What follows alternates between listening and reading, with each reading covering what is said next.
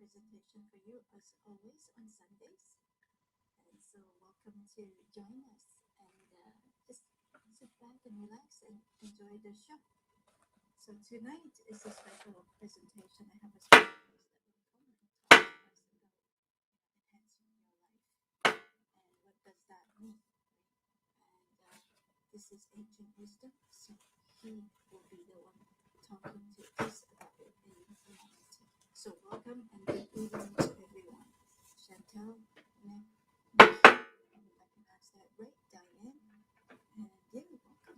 Awesome. So tonight, and he and Chantel Scott. Hi Chantel, good to hear from you or meet you. Let's bring you up, and then Dr. Rao will be coming up soon.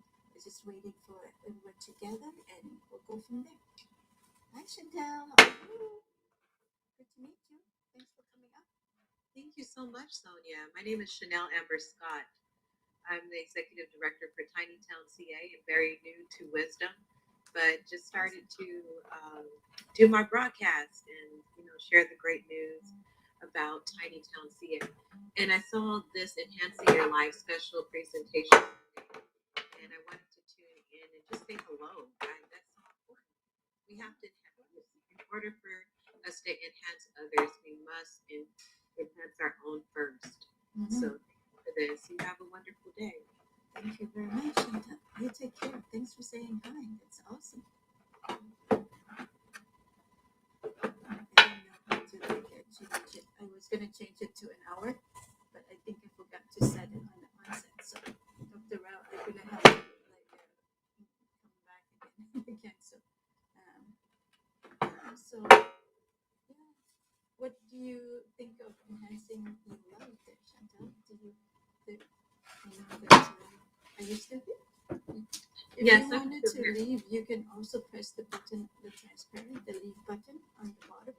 So, Oh no, I was looking for the microphone. I was trying to figure out. I just found it right now. I just wanted to be able to mute. awesome. This is Yeah. actually my name is Chanel Sonia. Okay, Chanel. Sorry. Did I say It's something okay. else? It's all right. It's Chantel. funny. Oh, I did say Chantel. Chanel. Yeah. Perfect. It's Thanks Chantel for with the silent T. I love that. Perfect. I'm glad you have humor this evening. So, yeah, I mean, like on Sundays, I usually try to get a little extra information for you. So, for those people who are tuning in, this is what we're doing tonight, enhancing your life. And we'll have a special guest coming up very soon. And yeah, Chantal is just popping in to say hi and introduce herself. If you know her already, Chantel, yeah, I know you talk tiny town and stuff like that, California. I'm not sure exactly, like what is it that I know it's for the homeless and so on. Can you tell us a little more about your, um, I guess Well, your yes, of cause? course. Yes.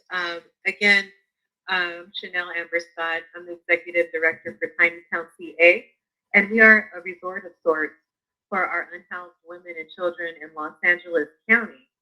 And we have acquired 19.28 acres, Mhm. of which about 3.5 to 4 acres will be dedicated to building tiny towns.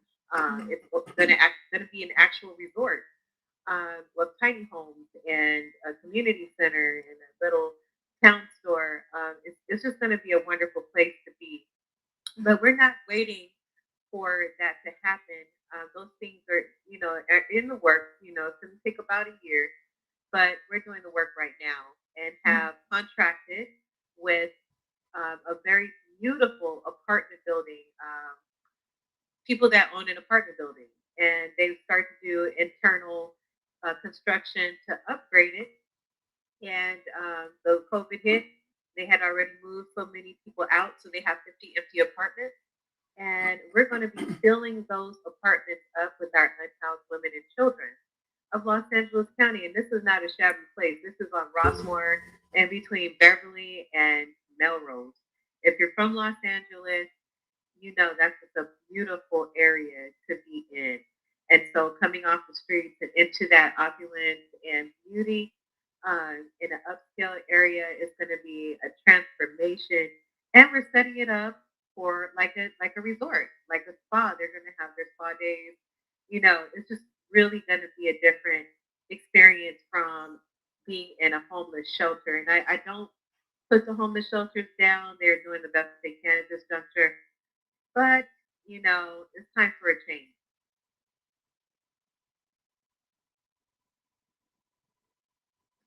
Yeah, I Thank want you. to thank you for coming up here and telling us about that. And we'll certainly have to get together again. Okay, so we'll have a talk. Yeah, tonight is about enhancing your life, and also, yeah, Chantel and I will arrange for another time we can feature a little more on what she's doing and her movement and what she like to be able to do. Is that okay, Chantel? I have a Absolutely. special guest on Sundays usually, and I usually go on for an hour. But in this case, my default setting is 15 minutes. So I'm gonna invite you back, and maybe afterwards. Is that okay, Chantel? If you're still here, Absolutely. How do I go from this you can position? just press the leave button on the bottom, Oh, and okay. then Thank you we'll so much. bring Dr. Rao up. Thank you so much for coming, Chanel. Sorry, I keep saying you wrong. No. Oh my goodness, I have to be big apologies to her, right? This is Hi. Hello, Sanya.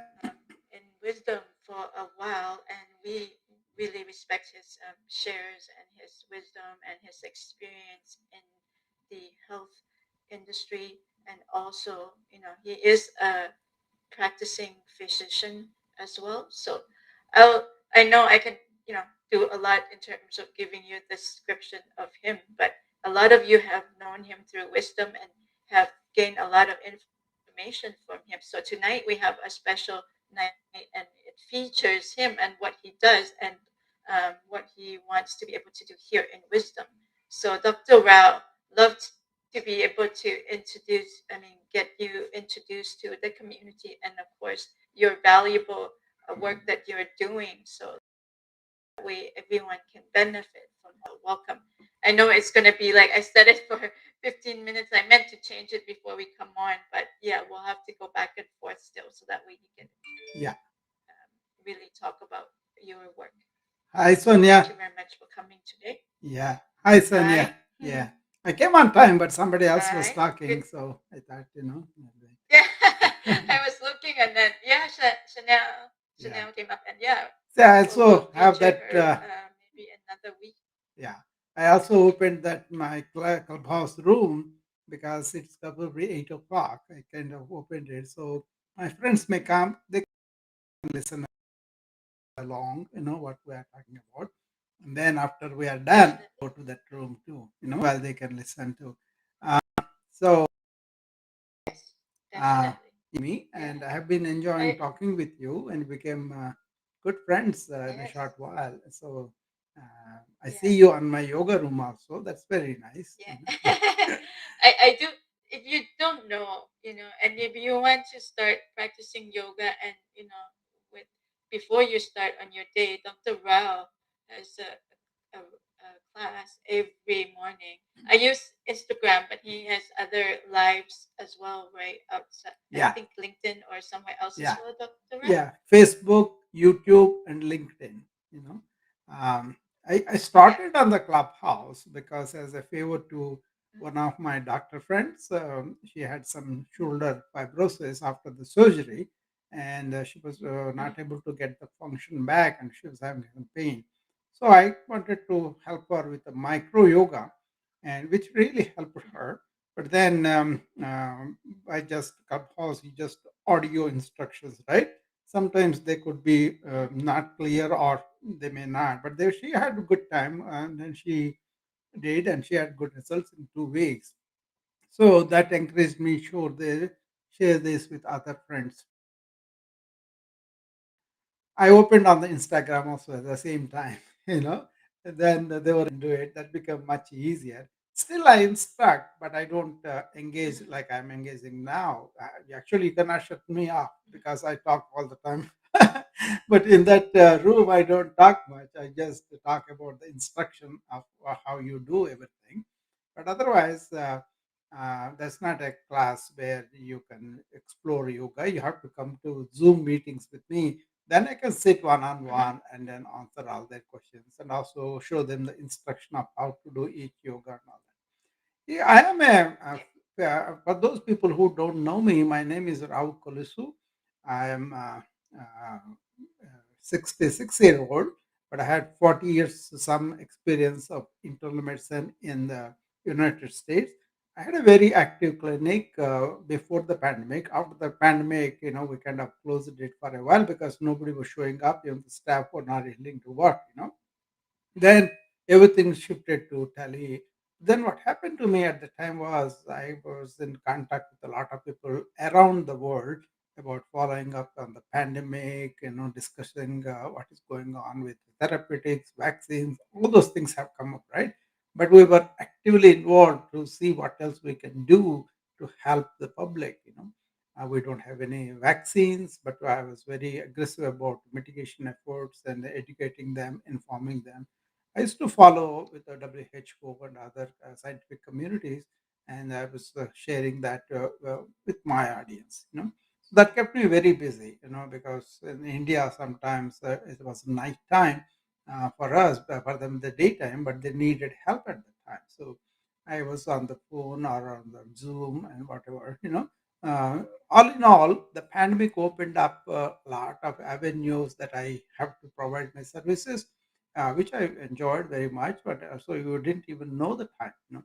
And personal growth and all those things were also affected too. I'm doing these Zoom sessions on Saturday morning since January of 2020. That's when it about started, right? Every Saturday mornings 9:30 we were doing, and then people were coming and we were talking about several things. We thought the pandemic will be over within 6 months or so. Then I ran a series called "What Are We Going to Do Post COVID? How are we going to enhance our body?" And I did the series, and then that led to this enhancing the human being series. That was 5 episodes are there where I covered uh, pillars of wellness, I call them, like food, activity, rest and sleep, and thought. Those 4 pillars I covered. And people are very enthusiastic about that series.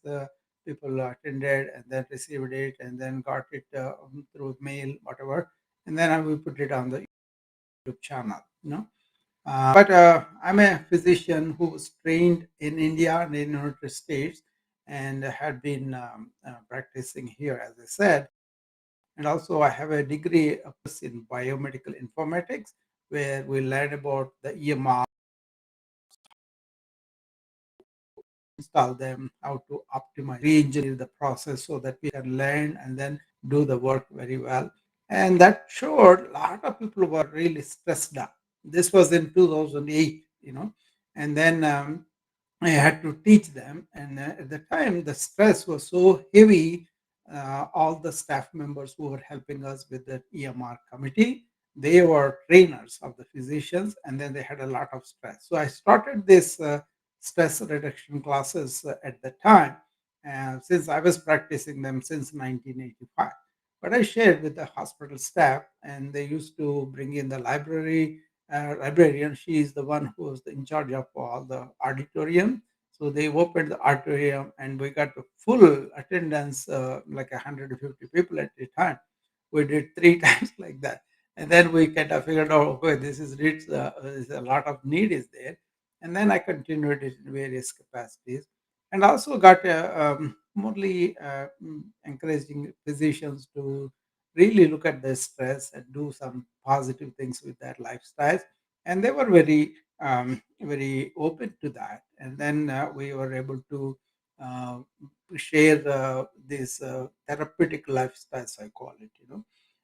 So let's see what is the de-enhancement that has happened in our modern life is I think we kind of got victim of several diseases. I call them disease of civilization.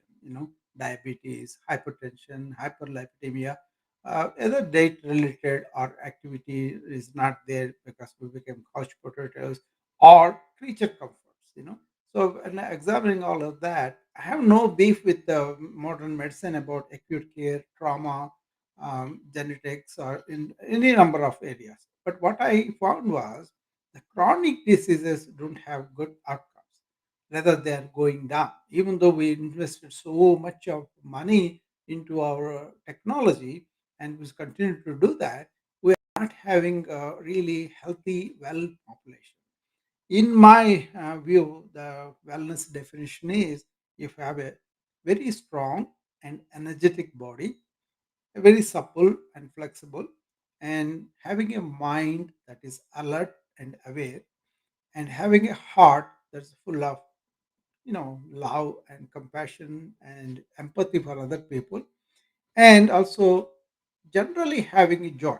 So if you look at that scale, we find a lot of people are physical diseases and mental health problems are there, and they are all worried well. They're not joyous people. And also, about heart, a lot of divisions, a lot of violence, a lot of addictions, and all of that, right? So when I looked at the ancient wisdom, which was further study of the yoga, Ayurveda, Vedanta, all the systems, what I found was they were much more robust and healthy and mentally very well adjusted and generally very happy people in the sense they were kind of enjoying the life much more. They were very close to the nature. That was the key. And they don't have these disturbances with so much of information, so much of media, so much of influencing people. They were kind of cohesive together in their village or in their country, and they had philosophies that directed them. There are administrators in the form of kings, that were really liberalized people. They are liberated themselves. So they don't have this selfish or narcissistic personalities. They kind of, the ideal was to look after the people as though they are their own children. All those things really led to the very good um, you know um, kind of equanimity and also enjoyment of the life. When I examined them through shastras or through the historical documents or through what do they mean, I was not interested just to do the activity for the sake of activity. I had to know what did they mean, what was the authentic meaning. Then that showed they were always trying to enhance people from within. And then this enhancing our life has come from within. How can we really understand uh, what is the human being mean? Is it just eating and then surviving and then dying and procreating and dying? Or human beings are intelligent to really ask questions like from what is death? What is after death? What is it all about? That kind of existential questions they ask, and they have provided wonderful, um, really meaningful ways to live for the human beings. When I looked at that, it's India. Obviously, I came from India. I'm familiar with these things. I was doing yoga ever since I was child, but then my understanding of the yoga has shifted from being body only to all the way interior, and the definition of yoga really helped me to understand the yoga in the whole thing. When I living in the United States, what I saw was a lot of my patients having these problems, and a lot of elderly are really becoming vegetables, don't have a spunk in their living, and even this kind of lifestyle spread all over the world. No country is escaping. I'll tell you an example. Bhutan used to be very much very happy. They had this index called Gross Happiness Index. Like we have gross product index, they have gross happiness index, and they were following Buddhism, where the principle was be happy with whatever you have, be content, and don't go for the external things. Even the clothing also, everybody wore the same kind of uniform, so the idea was to really forsake the external things and look internal and then be happy that way. And they were up until the point when the kingdom allowed the internet come into their life, and all the modern problems of addiction, violence, obesity, health related problem, everything has come into that. So they're trying to balance it now. There was a documentary made on that, Sonia. If you want, you can look it up. So I am kind of, as a physician or also as a philosopher or as a scientist, I'm kind of um, seeing the fact that we have a lot of chronic diseases we don't need to have, and then the outcomes also don't have to stay there. So you can first train everybody in how to live healthy, well, and also you can limit the chronic disease by being monitoring your own health. That is there. That's what I want to do as a physician, to help people to be their own drivers of the health, be more involved, be educated. I'm a big patient advocate. I want them to be empowered from within. So I put Yeah, in that's a awesome. yeah, put in a company called Be a Pal, like be a friend, like PAL, We're where gonna run out in about 10 seconds, Dr. Rao. yeah, I will Sorry come to the back. interruption. Yeah, I'll come back. and yeah, we'll talk a little more. Yeah, Okay, sure. yeah,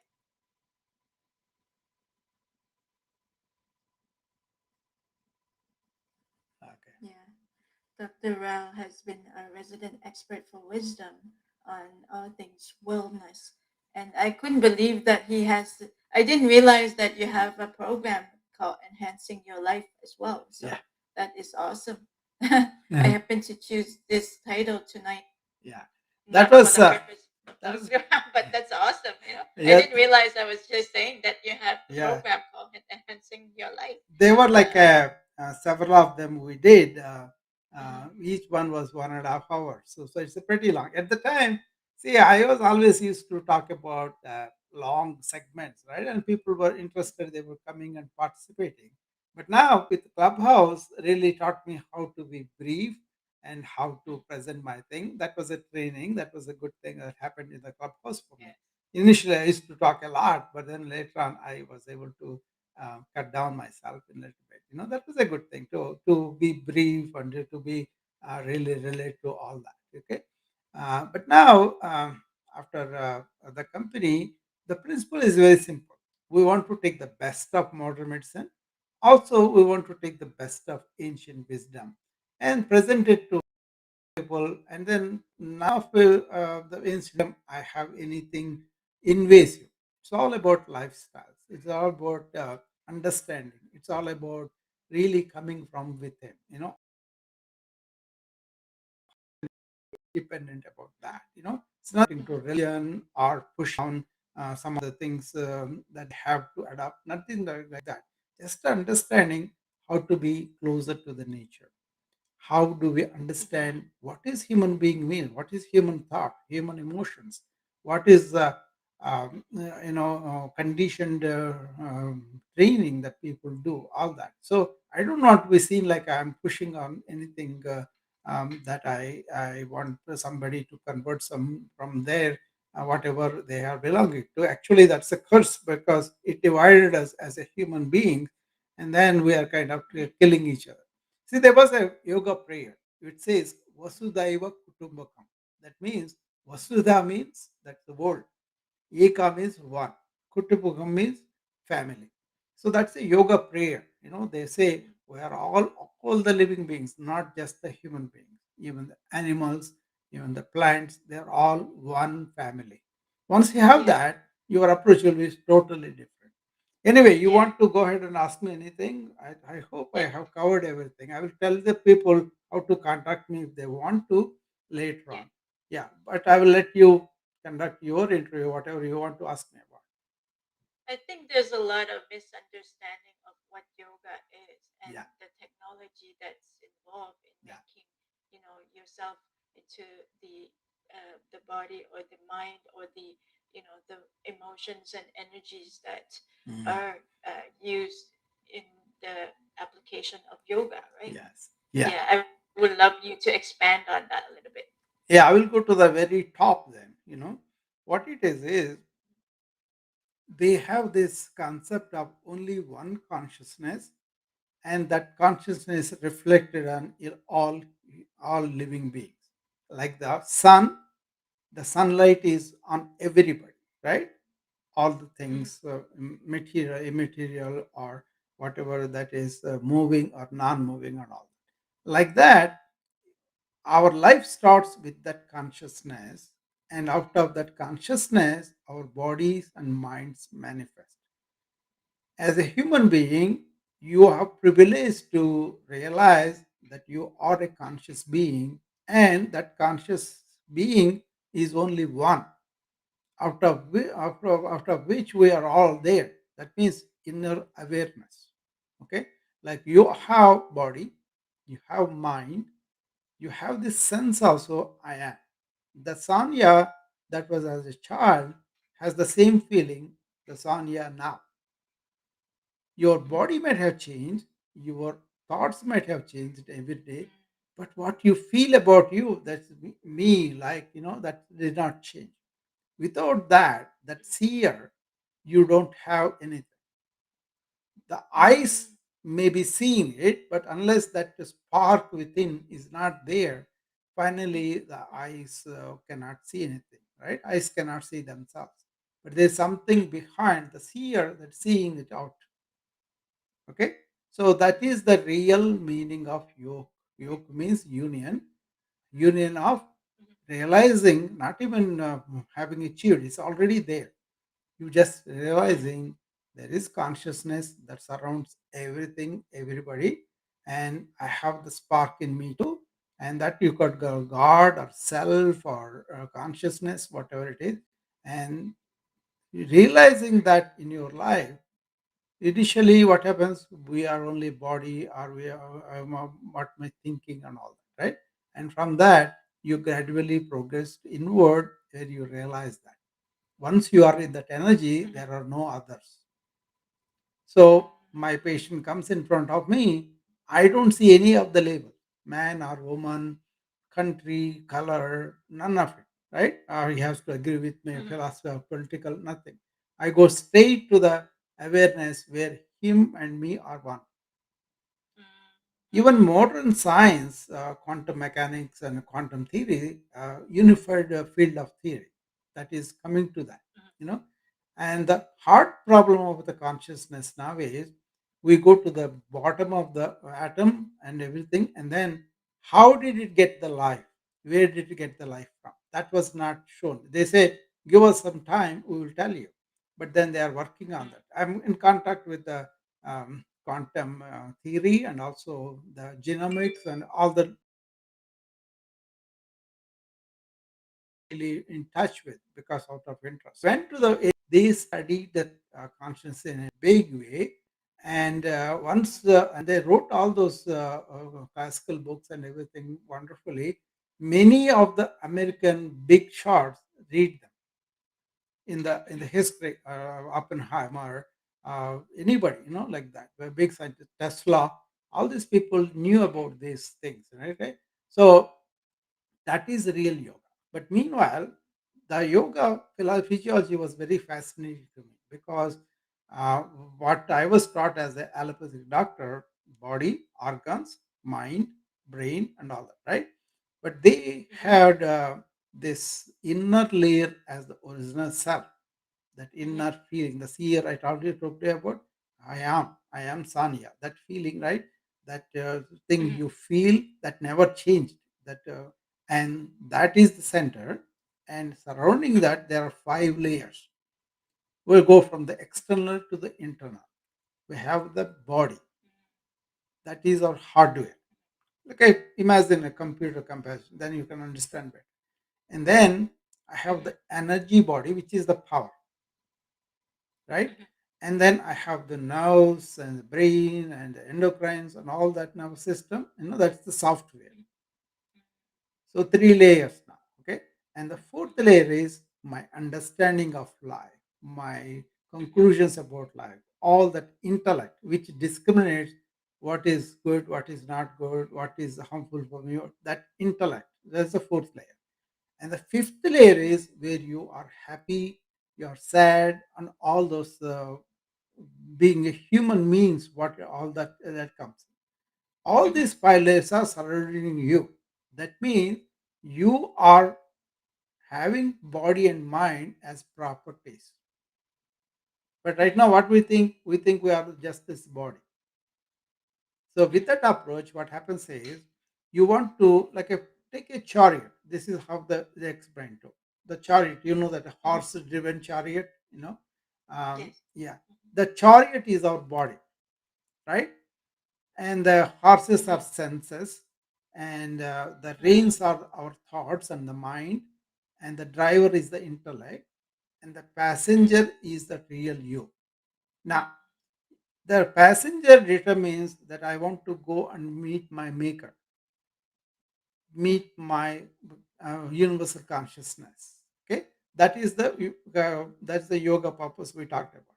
Now, for that, Mhm. you have to have your chariot in good shape. Otherwise, you cannot ride it. It will break down, right? Mhm. And that's why hatha yoga, all these yoga practices, keeping your body healthy and not have any disease. Okay, and then that Mhm. energy in there, that is through the breathing. Mhm. Pranayama they call. Pranayama means prana means life force. Ayama means extending your life by taking fewer breaths. When you slow down your breath, you take fewer breaths. You see, you are supposed to have this many number of breaths, but if you breathe very shallow and rapid, you will expense that. That's the theory behind it. But Mhm. also, it has a direct effect on your mind. It slows and calms your mind. Then what happens is your mind is used only for the things it's supposed to. It will control Mhm. the senses, which are the horses, which will control the thoughts. There's all the reins. The Mhm. mind is controlling your senses. Okay, mind is controlled by the intellect, the driver of the Mhm. chariot, Mhm. right? Oh. And then he knows where the passenger has to go. So the intellect is not going to take you all sorts of pursuit other than that. That will be the primary thing. Okay, Mm. this they call, you have to be strong enough in the body, energized, and your mind and senses are controlled. Then you know Uh-huh. your way of going to the interior where your real self is there, and you want to meet that by meditating and calming the mind and the intellect and all that. That is Mm. the purpose of the yoga. See, Awesome. Yeah. now what do we see? The mind is going wherever you want, senses are going wherever you want. See, that is the problem with the modern thing is in didn't have ego. Mm. These senses going all over, they had uh, some way of controlling them in each society. They didn't go and do all these things that we do with the sensory pleasure explosion that we have now, right? So people are suffering because of that. You can have normal control and a normal life without letting them be your bosses. See, your mind Mhm. is your boss, your senses are your boss, and your body is also your boss. What Mhm. supposed to be your slaves have become your bosses. Yeah. So, understanding this, what you Interesting. do is, I want to enhance my life where I am in charge of where Mhm. I want to go. I am in charge of my Mhm. body so that it won't apart from the genetics, apart from the diseases. You have the means to come back and improve it. Mhm. So that is also another thing I bringing you to the modern medicine, because people once they have some problem, they don't do enough rehab, or they are not given enough rehab. And I was revising that. I was making people to Mhm. really work on simple, like my friend who had the shoulder surgery, rotator cuff. Actually, shoulder surgery makes it very difficult to get your function back, because the shoulder has Mhm. such a free movements, right? It goes all over. If Yeah. you really don't do the proper operation, that can you can lose some of the function. Is very difficult. That's why I only send my patients to one shoulder surgeon that is doing number of surgery, so that he's very good at it. So we have to do that kind of investigation and find. But I don't. But this doctor friend of I don't know how I met her here, clubhouse. Then we got talking to each other. Then she told me that. Then I invited her to try my method. Then I taught her what's called micro yoga. What is micro yoga? Is directing to the that are really involved. So you can sit and do these exercises, and then you can really focus them. Because I'm a physician, I know about the body, I know about yoga, how to direct. I kind of gave her the customized yoga routine. It's not a big deal. But then how much she should do, how she should progress, that's very much important. That's where my kind of skill comes, because I don't want to give too much or I don't want to give too little. I want to take into account of her moods, her thoughts, her emotions, and all that. And some people think yoga is all Hinduism. Actually, Hinduism doesn't have any separation for anybody. Actually, it absorbs every religion and let them be. That was the original teaching. So gave her that micro yoga, and I taught her how to breathe, and she felt much better. With that. And in 2 weeks' time, she got that back. So it shows an example. Our rehab ways can be improved. We want to give rehab, but that's not half an hour a day. The time, why can't they do it? We are not walking enough. We are sitting in the chair. That is the new smoking now. Sitting is the new smoking. So we want people to get up and move. Or if you are in the chair, do some exercise in the chair. You can do that. You're gonna lose in about 4 seconds. Yeah. Dr. Rao, you have to come back. Okay. Sorry. Okay.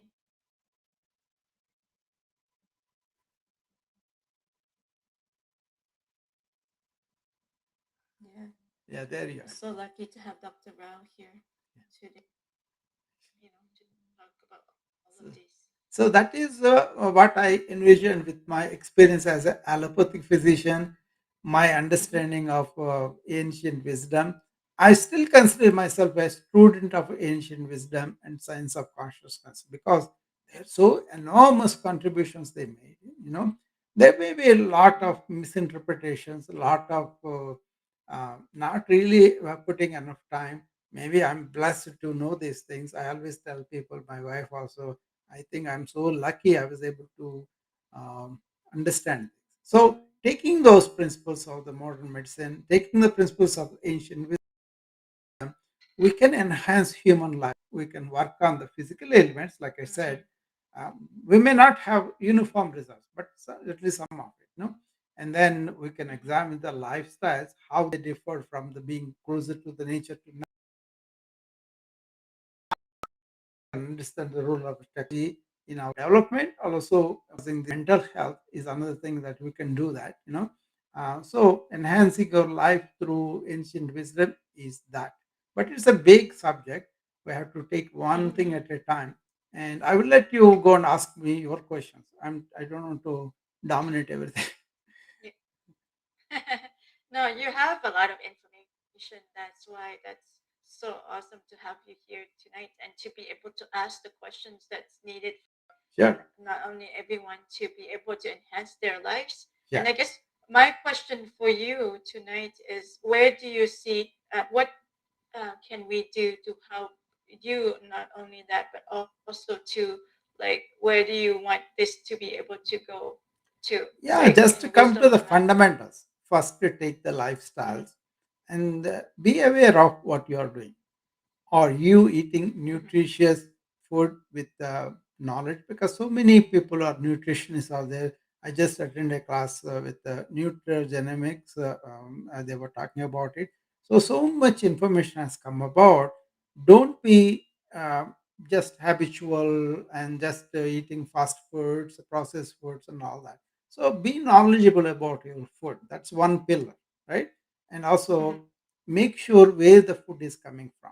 Okay, is it organic, or there are a lot of pesticides, a lot of antibiotics, a lot of things gone, right? We don't want that.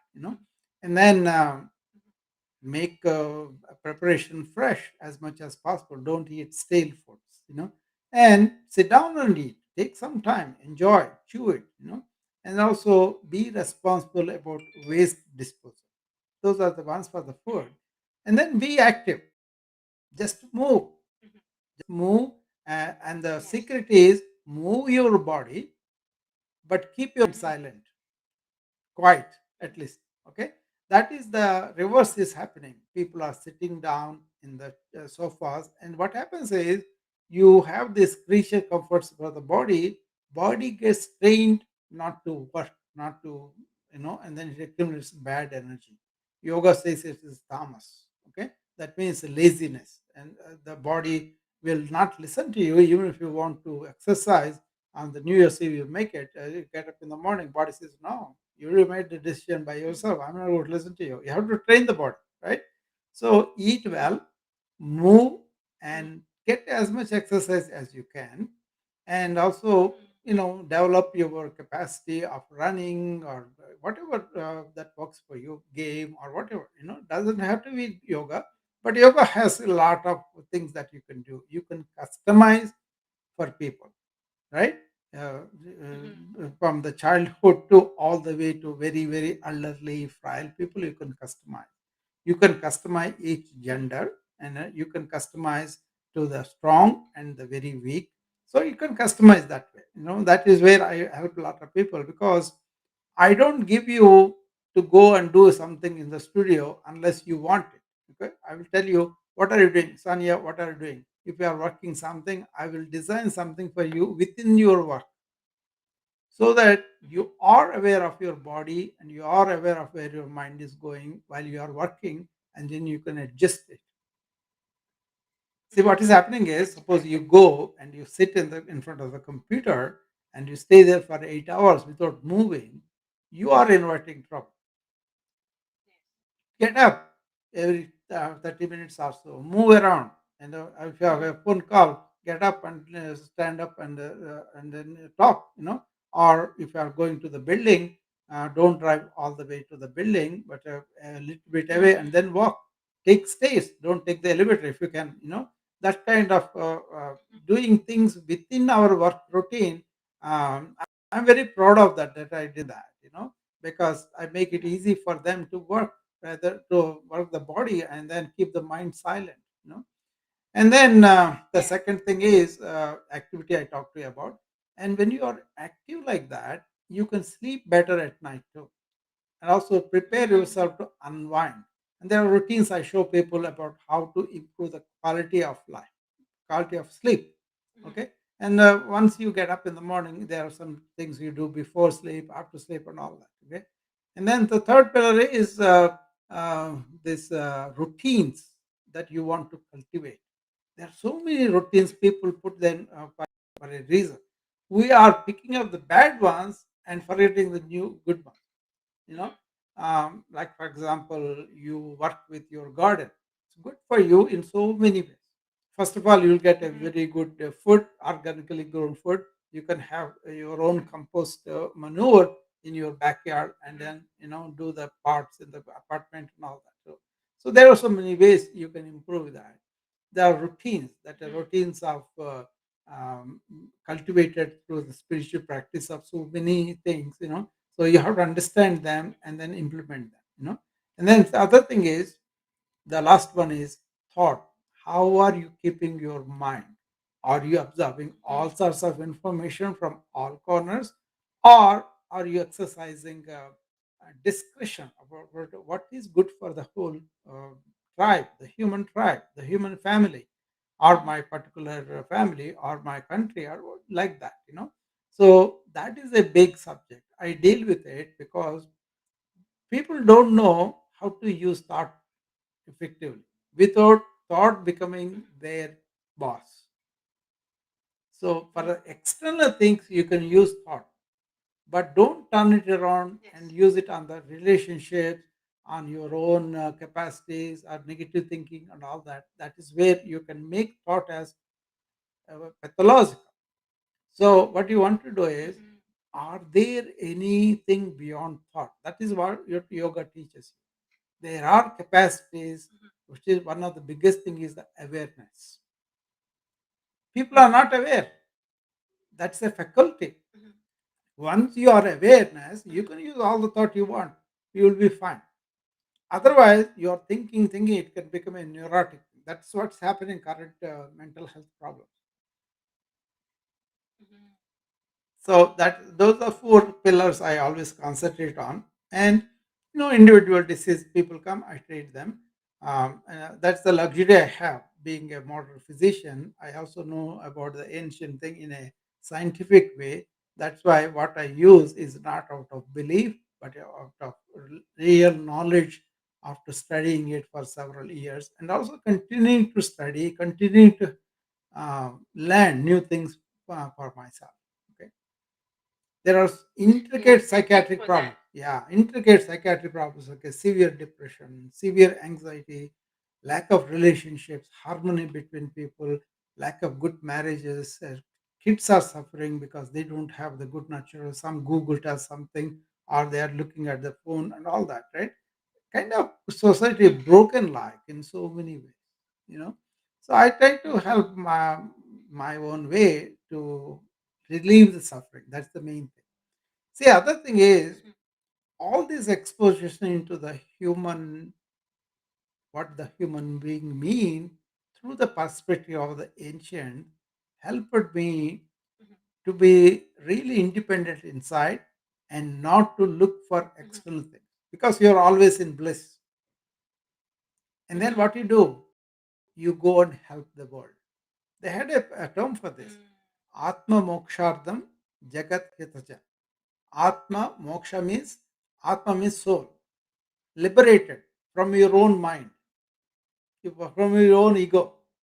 And then once you achieve that, they call it Satchit Anand. That means blissful conscious being. Not your body, not your mind, your being. That is blissful and Mhm. conscious. All of them, three Mhm. qualities are the same, but only one. Once you are established in that, you don't need anything from outside, but you Mhm. are a fountain of things that you can give to others. So you go and help other people. Then Jagat Mhm. Jagat means world. Hitacha means welfare. For the welfare of the world, you work. Mm, that's so awesome. Yeah. We're so lucky to have Dr. Rao here. I know he goes around and talk to in different room, but I don't think you realize how much knowledge and wisdom he has, especially drawing from ancient wisdom as well as modern medicine. So a combination of those two are lethal, and it's necessary for your life to enhance your life even further. So Yeah. it's not only the mind, body, emotions, and energies using modern medicine and ancient wisdom as well. So these are the two now uses to develop in terms of the burnout. He's also doing and developing Yeah. ebooks and to help other people around the world and especially in Yeah. the health Let me tell you care the industry three as well as yeah. Let me tell you the three Go ahead. services I kind of now focused on. One is for the Mm-hmm. burnout.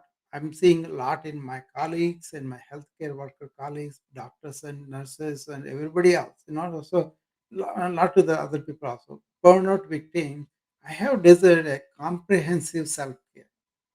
That's where I Mm-hmm. focus on all the self care comprehensively. It's a kind of extensive one. But then I Mm-hmm. also have a stress management for executive tension. It's called SMET, SMET. You know, that was designed in the Mm-hmm. 2008 when my full people are really getting tension because of that.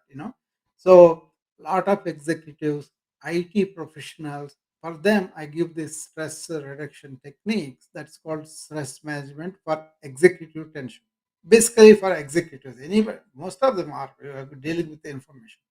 And then third big one I do is transformation for the leaders of big companies, big health systems, and all that. That's a major course, like a 12-week Mm-hmm. week course.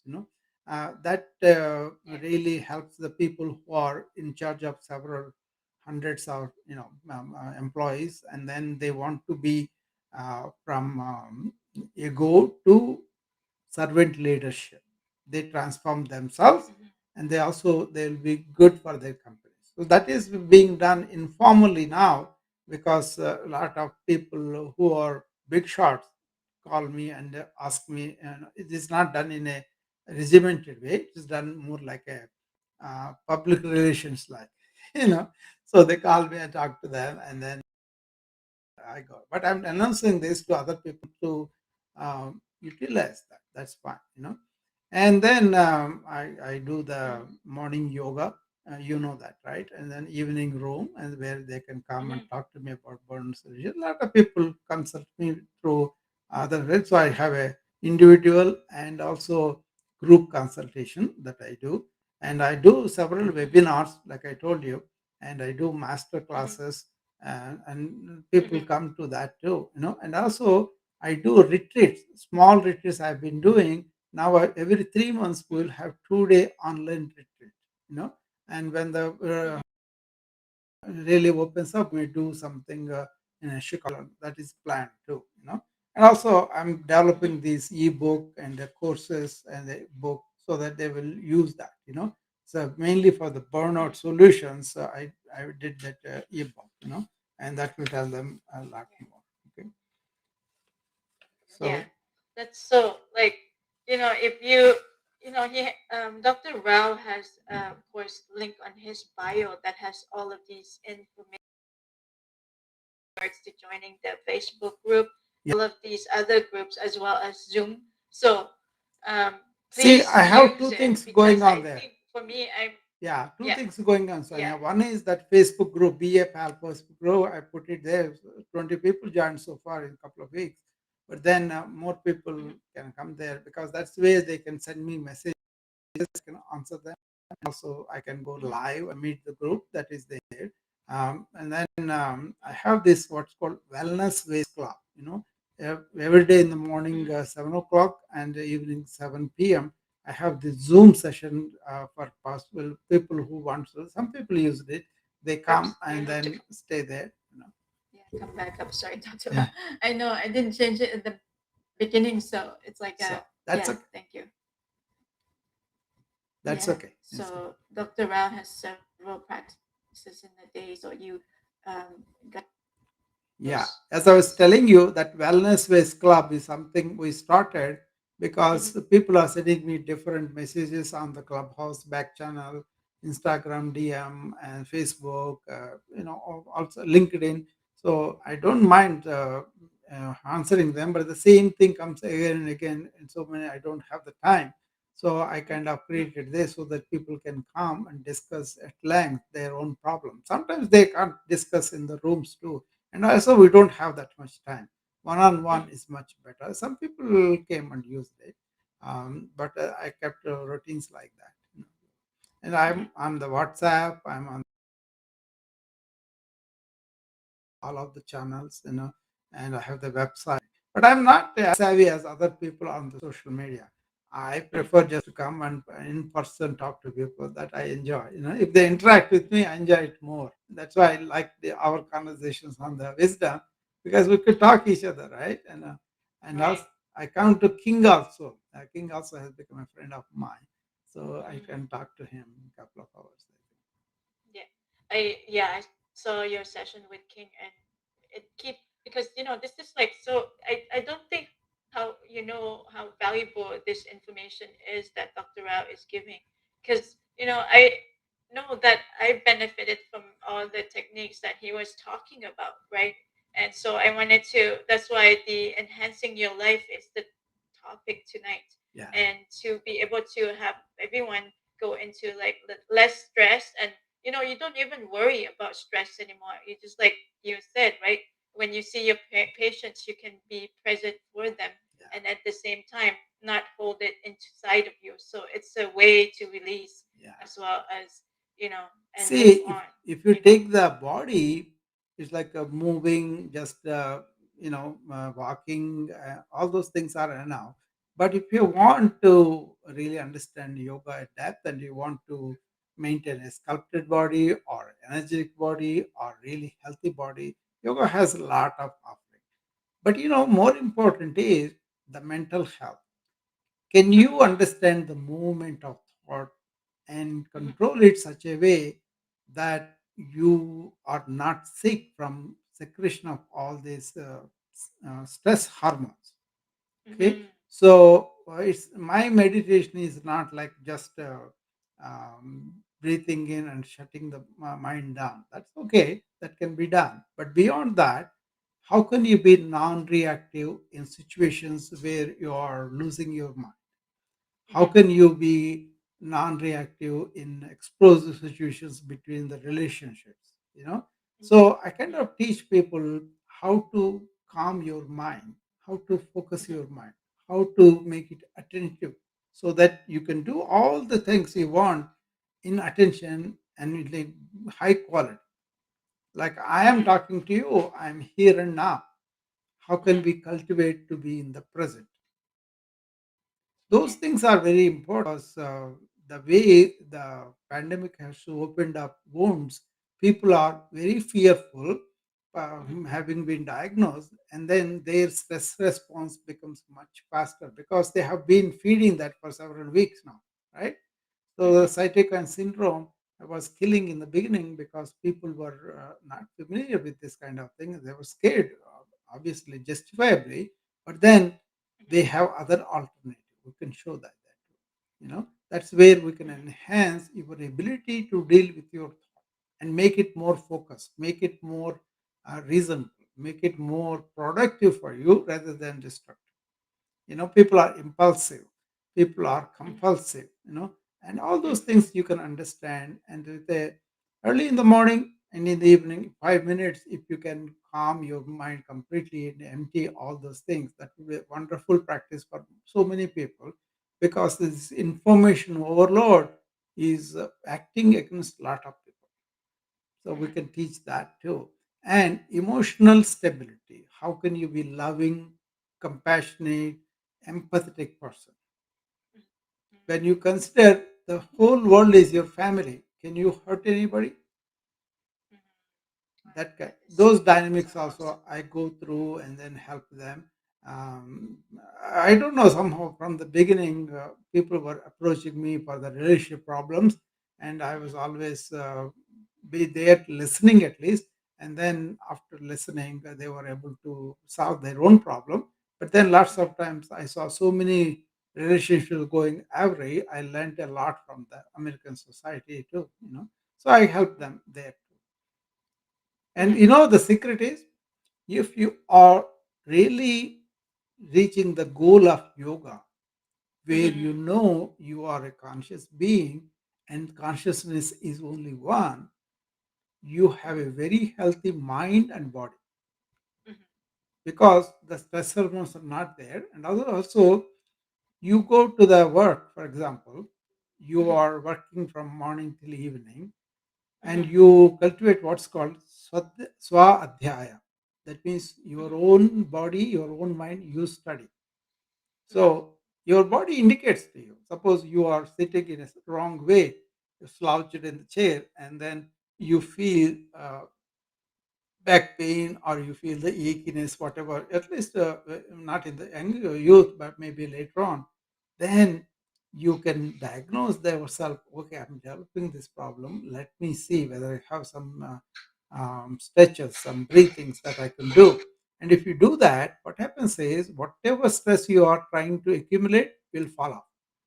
It's like this.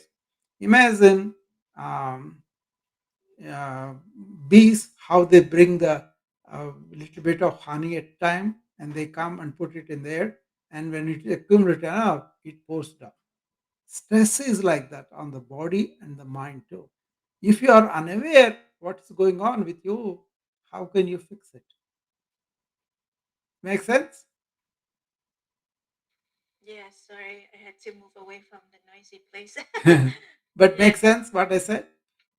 yeah, definitely. Yeah, that's And what yoga teaches you. You can. There are some qualities of energies that people have to understand, and then they can see how they are accumulating bad energy or how they are releasing good energy. By knowing all that, you will be having a lot of energy saved. You know what? I describe what's called ever renewing energy. So Mhm. I start in the morning, I continue to work. As I'm working more and more, I get more energy. They were kind Mhm. of surprised or asked me, how did you get this? Because we're seeing the same number of patients you are seeing, and you are so thin, you're not even as strong as we are. But how is your energy is cultivated? The trick is don't deplete your energy unnecessarily. Mhm. Suppose you go to work, and then if you pay attention to the gossip, if you pay attention to the other things other than your work, then your focus is not. If you are focusedly doing something, you'll have less energy expended there, right?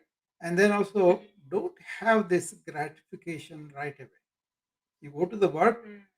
don't go for the your relaxation and all the right away. First, accomplish what you are there for, and once you are done, then you can relax. Then it will be multiple pleasure rather than just like. On the other hand, if you go and gratify yourself with a cup of coffee, relaxing, then going and doing the work seems like a big deal.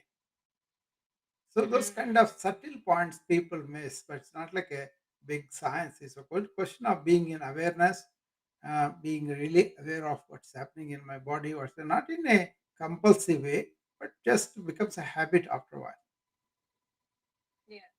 I'm gonna give the audience also a chance after this that to ask question of Dr. Rao and Sure. anything that has to do with enhancing your life. If you have questions on those on this topic tonight, and if you don't have time tonight, you can always message myself or message Dr. Rao, so he'll be able to answer you.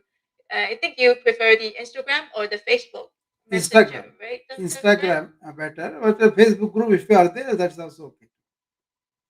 Yeah. So the link is on his bio, and if Instagram is, of course, you can tap on his profile right now and ask him the questions, or tap on my profile and I'll check my Instagram so you can ask him as well while he is up here. So on Sundays I do special features that focuses on different speakers that's in wisdom that I came to know and understand. And so this is also to enhance your life series that is like every Sunday. It's always going to be a feature so that way you can also learn more and a little more focus in terms of questions so you'll be able to take it with you and apply to your life. And if you do follow Dr.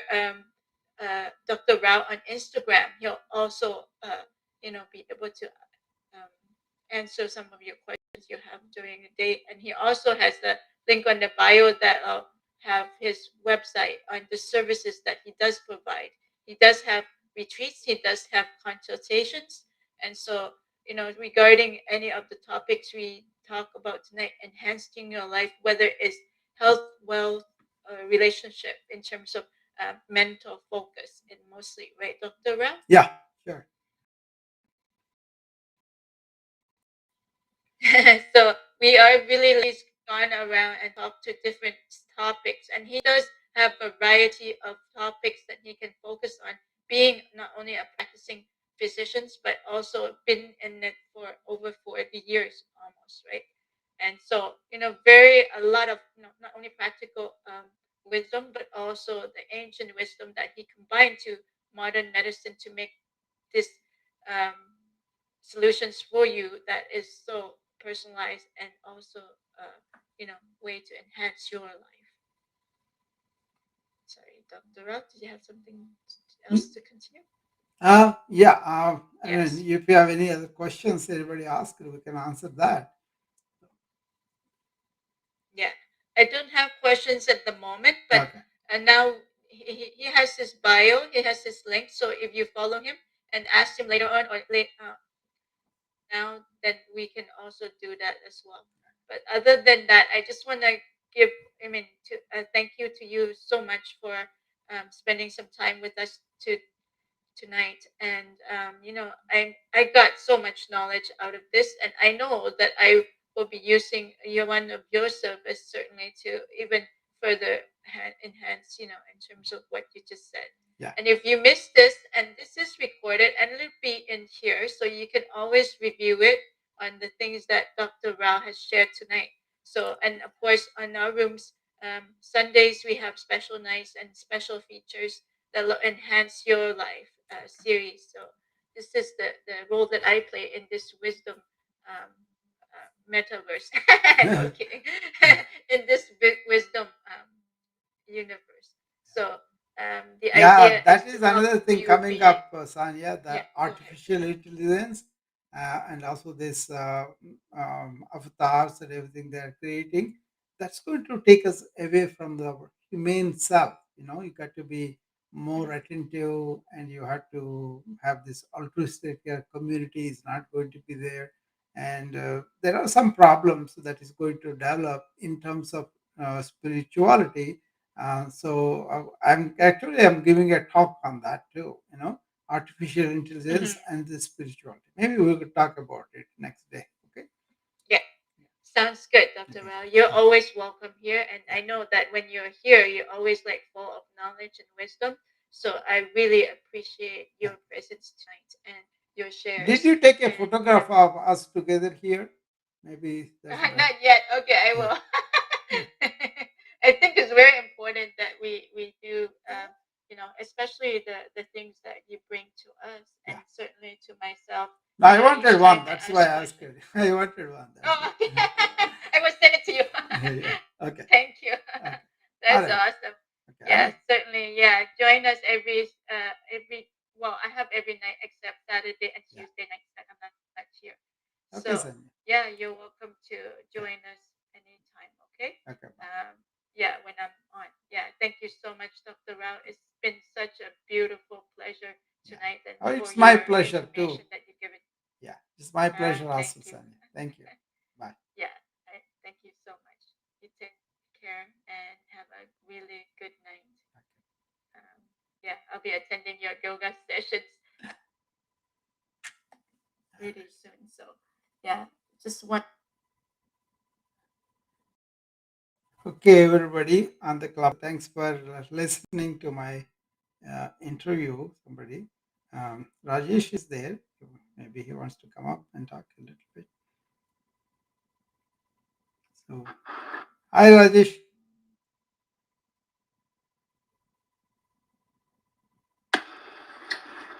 Suprabhatam sir, namaste. How are you? I'm fine, sir.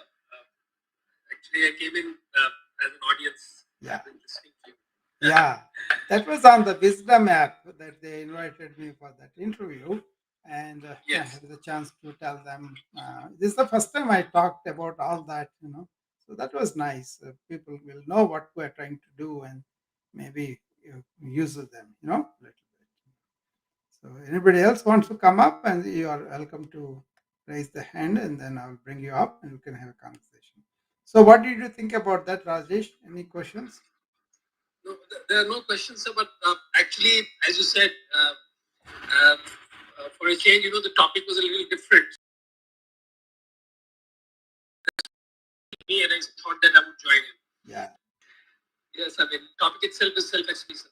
Yes. There's so many beautiful ideas that can be gleaned from ancient wisdom and can be useful in today's world.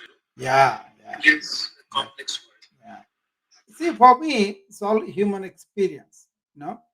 I think we are dismissing all of them under the guise of the religion and all that. That's not really true because they are as scientific as us because they did not agree just as a hearsay. They inquired and they kind of put original thought into it. And also, they kind of experienced these things before they said they walked. So they always asked everybody to come and investigate for yourself. Even that Shravanam, Mananam, Nididhyasana, or that you first have to listen carefully. After listening, don't agree. Ask questions, doubt it. That is the Mananam. And then you go and inquire about it. But once you are convinced it's the truth, then Nididhyasana is where you see it is real in your life. It's not just listen and go away or don't really put in your life, then you will be all through the life, but never coming into the life. So they had very, very good things. Even the Socrates thinking was later, but he did not copy. Socrates himself is a original thinker, But then our people had what's called satsang, where it's not exchange of opinions, but it is exploring into the truth without going into the memory. So that's a very fascinating dialogue that's invented in India, where I pose something to your brain, and your brain should answer from not memory, but from your own intelligence. That kind of thing. So it's everything they made us think more for ourselves and open our even modern medicine now, neuroplasticity is telling us the more you think originally and something that you never knew, the more neuronal extension happens and your actual cortex improves. So we know that now. So we are using it in so many ways, the neuroplasticity. And they knew about it way back. Not they did not name that, but they knew about how to have original thought and really use it for. And that's why there were so many findings that they did both here on Earth and also in the space, in the language, in the mathematics, Sanskrit. So many good things are there. I was really flabbergasted, Rajesh. Whenever I understood what they are talking about, I feel like, oh my God, there must be something superhuman generation at the time. So it's whether there was superhuman generation or not, but the most important thing was that they were trying to achieve major breakthroughs in their own minds. Yeah, they did. I mean, they were using their body-mind complex so effectively. Yes. For larger goals. I mean, they were always exploring. They were always seeking. Exactly. So when you have that kind of attitude, your mind is bound to grow. Your capacities are bound to become better. Your body mind complex, bound to function better. Yeah. Because you're exploring constantly. Yeah, exactly. Exactly. And not only that, but also they went beyond the mind also. See, that is the beauty of it. When you go beyond the mind, that's what actually yoga says, that yoga starts when the thought stops. Yoga chitta vritti nirodha. Then tada drashtu swarupe avasthan. So to calm that mind, to really make it niruddha, you got to go through a lot of understanding and training. So that is from Patanjali's Yoga Sutras, where he says you completely stop all sorts of movement of the mind, and then you will see who you really are. Your real nature will be revealed to you, and then you will be in a different dimension. And they were like that. They were not mad people or anything. They were extraordinarily stable mentally and emotionally, and also extraordinarily not attached to anything. So that was very good. So anybody else has any questions or anything they want to talk about? Yeah, go ahead, Rajesh. You were going to say something, please. Yeah, I mean, that's why I said that using the body-mind complex effectively. Yesterday you mentioned that I mean, we are all born realized souls. Yeah. The only thing is that we have to uh, uh, get get to that point where we know that we are realized souls. Yeah. And that's the opportunity humans have been given, that you can get to that point. He gave an example, Rajesh. What he said was, suppose you are in Ramana Maharshi's ashram, okay? Yes. And then you don't know that you are there, and you want to get out and walk 3,000 miles and come back to the ashram. That is how it looks like, because you're already realized, it's already there. You just be that. Instead, you kind of all sorts of things that you invented, the meditations and all these things, they're all are really unnecessary, because you just be who you are, and then that is itself realization.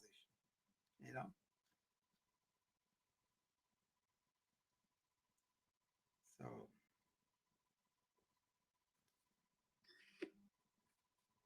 That's a key factor, and the other thing, about our ancestors was that they didn't really hold back, that knowledge. They let it go out.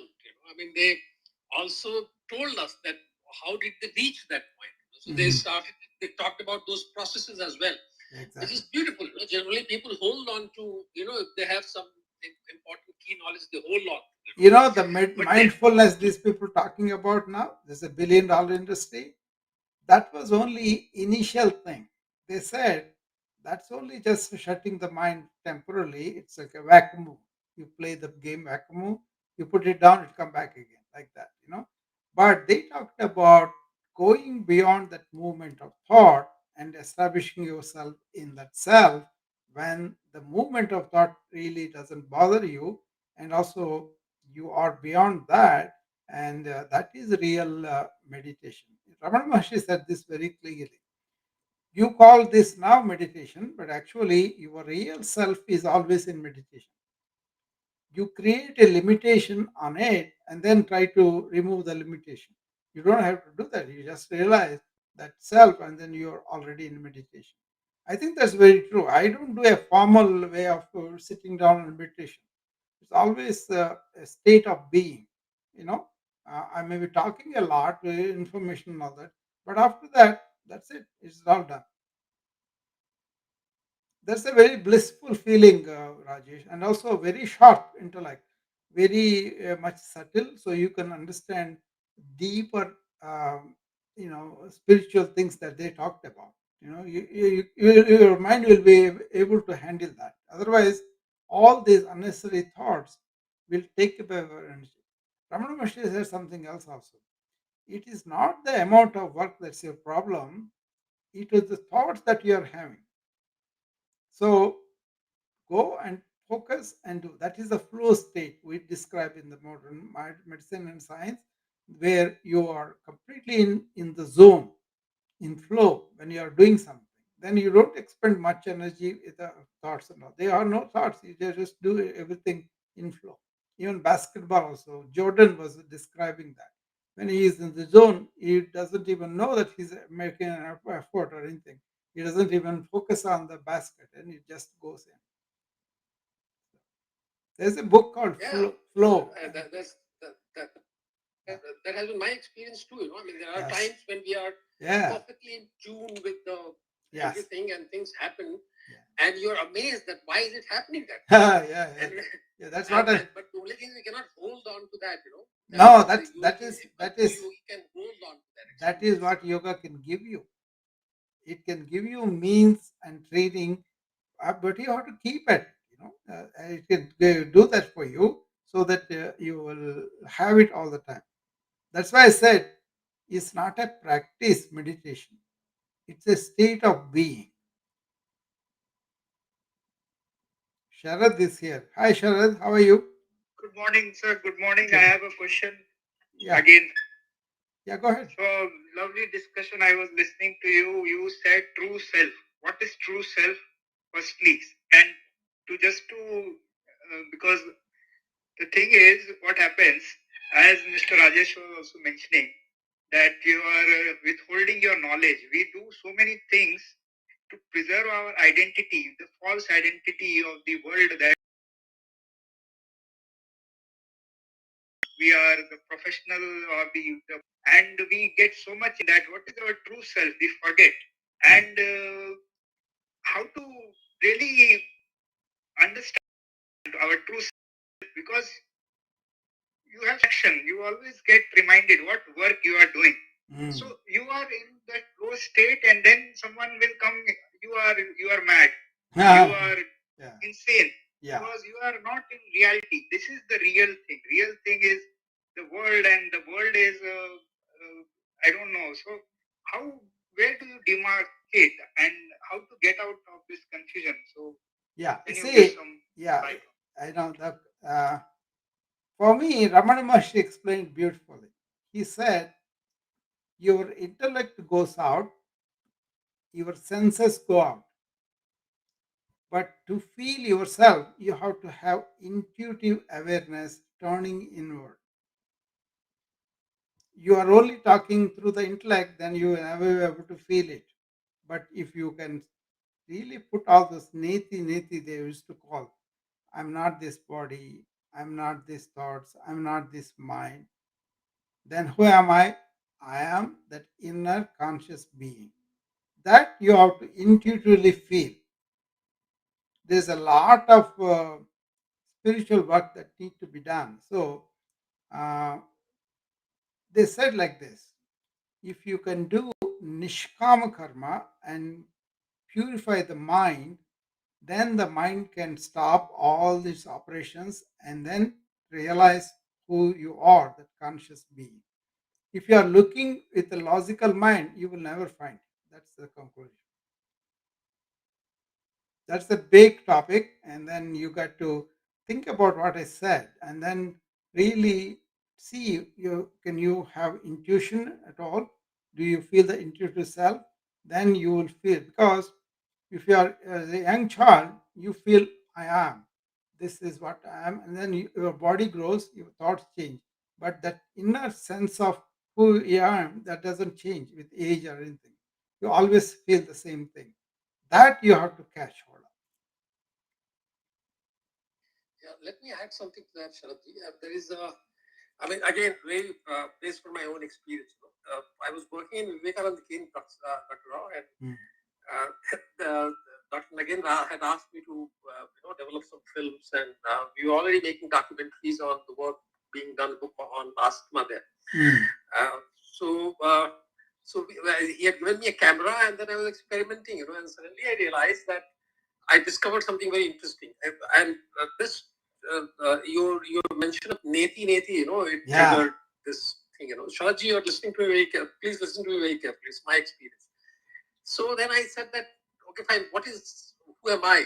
So I was thinking myself, and then I realized that of course I'm not body, and of course I'm not mind, because body and mind can only be my servants. And sometimes I listen to my body, sometimes I listen to my mind, but there is something else apart from body and mind. So probably that neti that practice, that okay fine, I'm not body, because sometimes body asks me to keep lying, but I tell body that no, get up, do something. Likewise, sometimes my mind is very lazy, doesn't want to even think, doesn't want to really have achieve any breakthroughs. But we say, in any walk of life, particularly in creative fields, then we tell our mind that hold on, we have to achieve this breakthrough, we keep struggling. Even in, I think, science and mathematics, probably, you will be coming across those situations. So you say that, no. So there is something else, that controls that body and mind. Sometimes, we get swayed by body and mind, but at times, we also force our body and mind, to act. Like, suppose the term which is used in Bhagavad Gita is Gudakesh. Suppose, there is a situation where you cannot really get any sleep at all. So how did, in pandemic times, Dr. Rao, you're aware that there must be doctors and nurses, nursing staff, who would have been working 24/7. So how do you work 24/7? Body at some point of time tells you that, no, I want to sleep, I want rest. Mind says that I want to sleep, but yet you push yourself. So who is the person who is now pushing this body-mind complex? So I realized when I was making that video, that there is something else that pushes you, and having access to that, that is you. That is your true self. Having access to that self is very important. And that's why I will tell you. Can be useful. I will tell you what the Vedanta said is Trivasta, that is waking, sleeping, but before sleeping, Swapna, right? So, Jagrat, Swapna, Shishipti. These three states are there.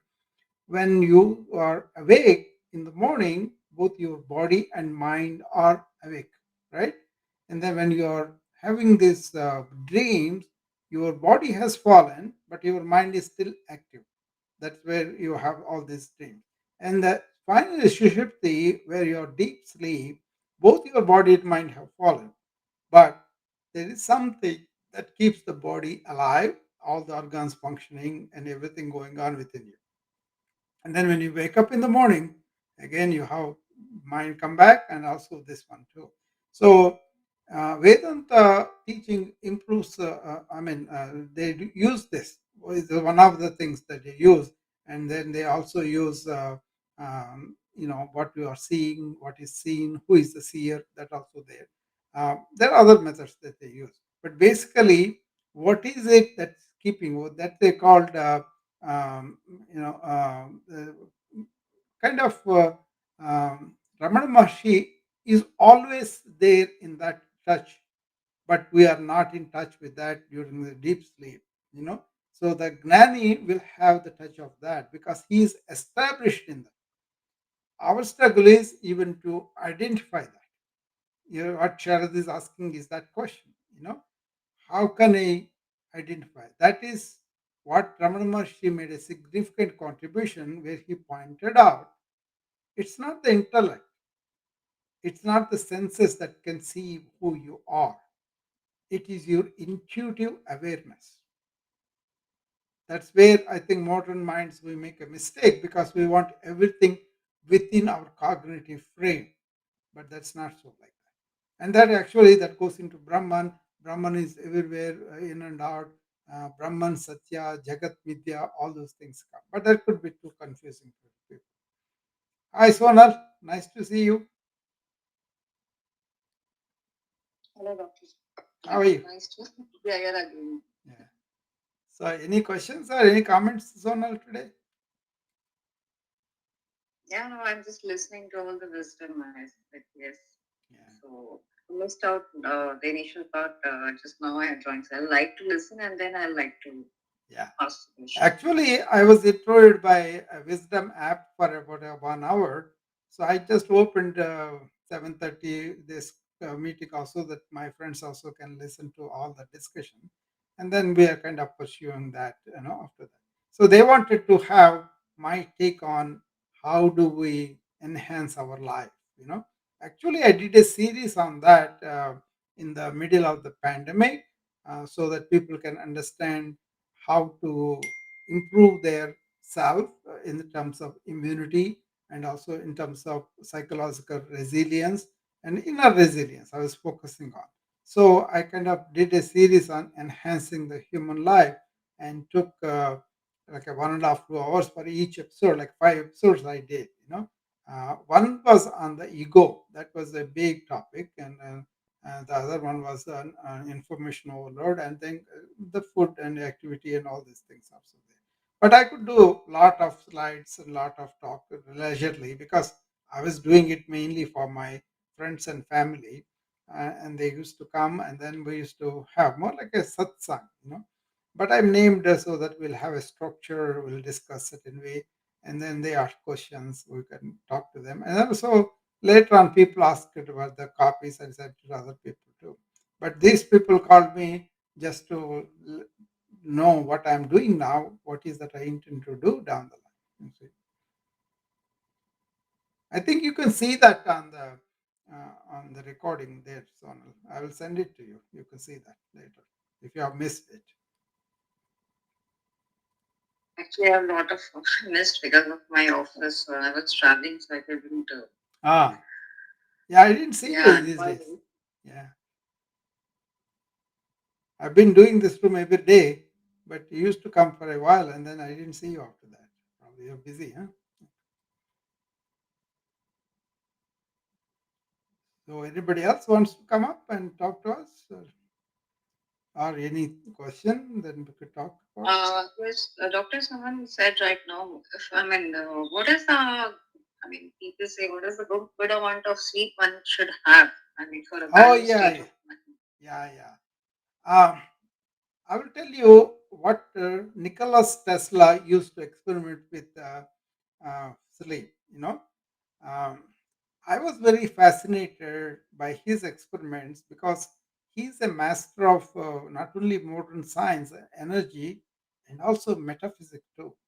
So he never used to sleep 6 to 8 hours in a row.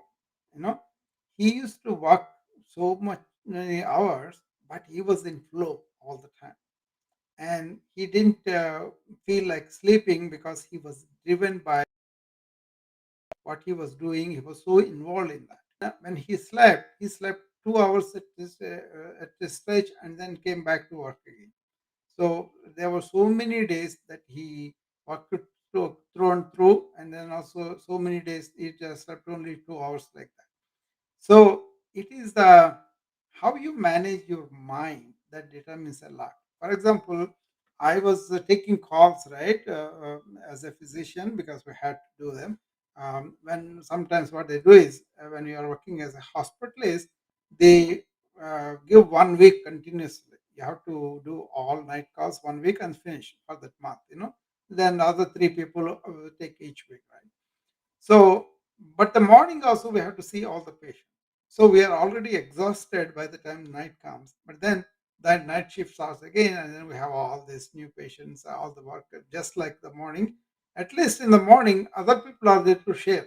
But nighttime, you are the only one. You have to go to the courts, you have to go to the emergency room quite often, and then you have to, any problem comes on the wards of other patients, other doctors also, you have to go. So it was challenging, not able to sleep.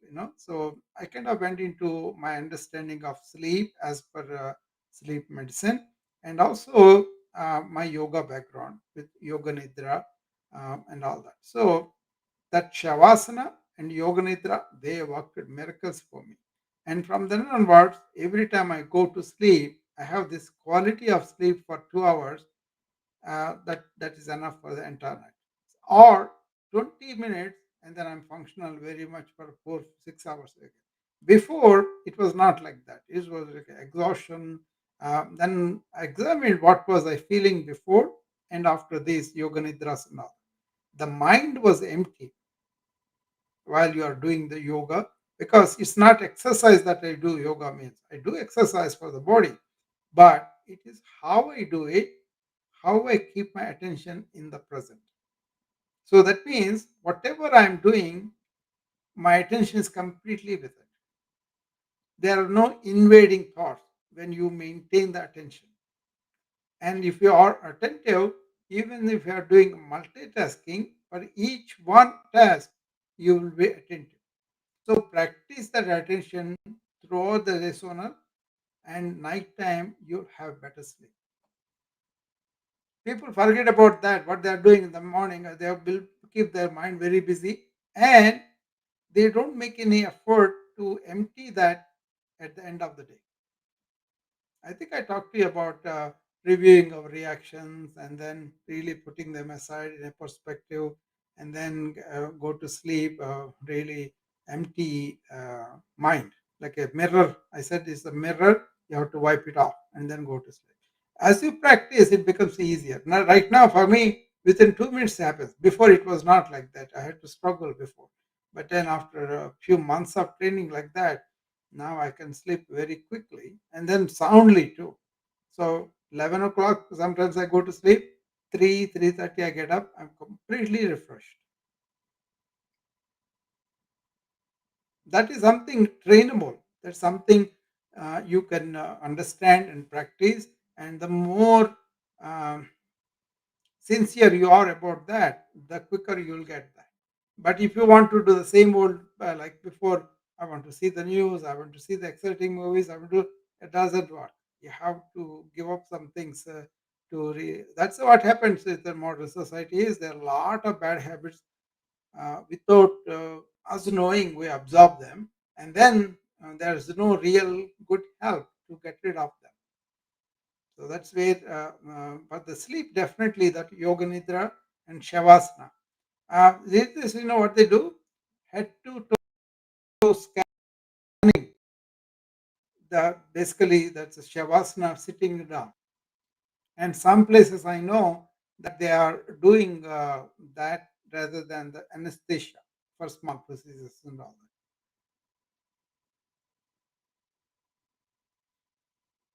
Yeah, doctor, that's making complete sense. Yeah. Yes. Now practice something simple, Sonal. 5 minutes in the morning, 5 minutes in the evening.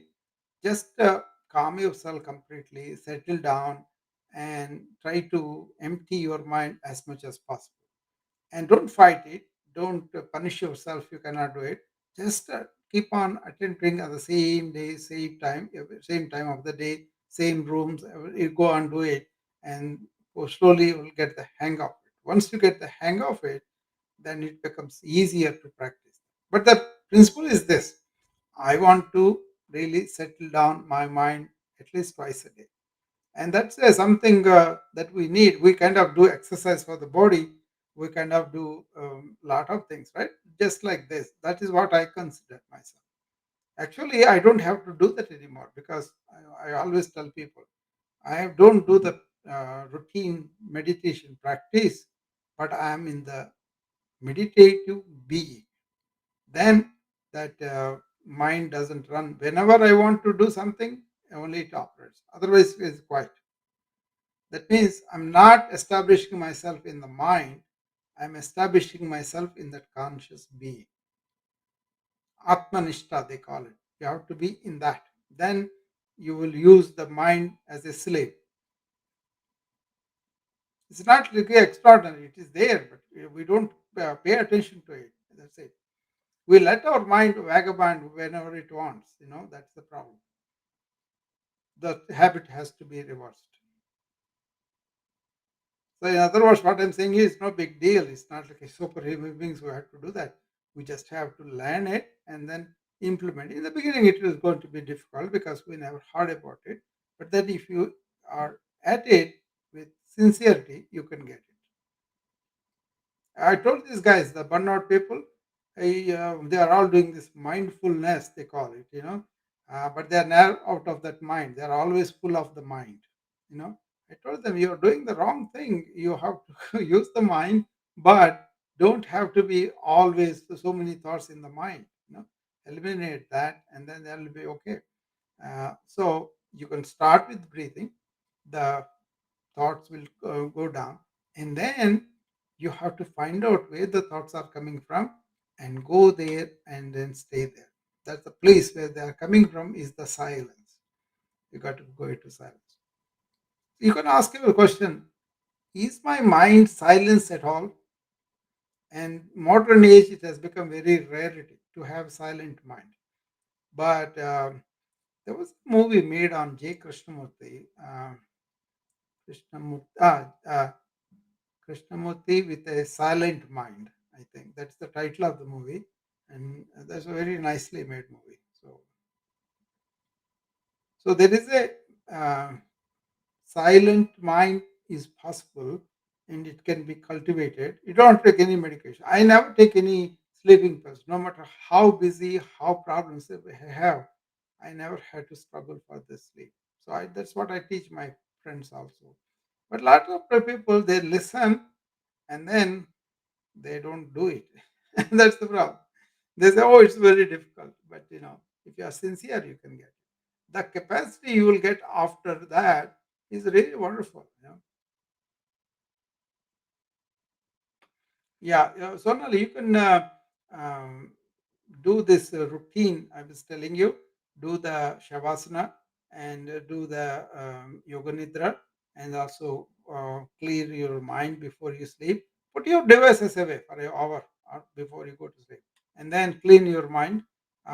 Basically, what it is run through all the situation that happened through the day in reverse order, and if they have negative reactions, see whether they are significant or not. If they are significant, write them in the paper and forget about it of the night. And you can take it up tomorrow morning. But the small ones, wipe them off right there. Trivial ones that do not matter and all. And then in the morning when you get up, don't go to the devices right away. You know, and also communion with the nature. That is going to help you. Okay. Yes, doctor. No, that was really a piece of wisdom from you. Yeah. And something which we can practice. I mean, this is very small things, to be honest. I mean, we are Yeah. practicing, but somehow we are forgetting. So Yeah. it's like you said, it takes 21 days to make an habit. So that's what we have to inculcate. Yeah, We have exactly. to practice it for 21 days, then that becomes our habit so that Yeah. it doesn't leave us. Yeah. Is it for the taste of the any food? It takes 14 days to get rid of. If you can maintain that, you know, like other physical habits, like you said, 21 days is okay. The thought is also like that too.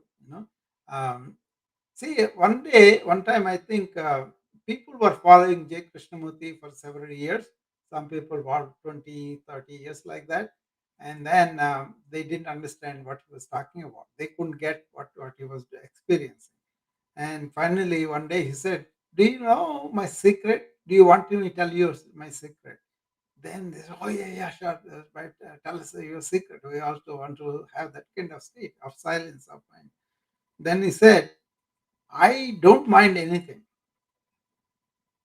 Think about that, Sona. I don't mind anything.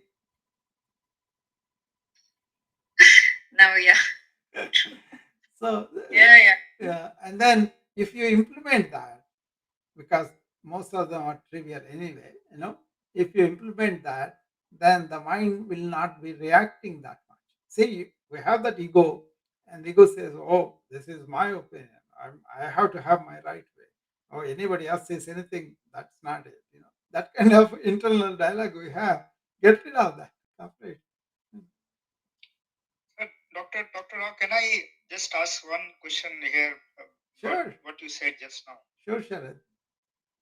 So, when you say don't mind, the thing is, see, you are having your car.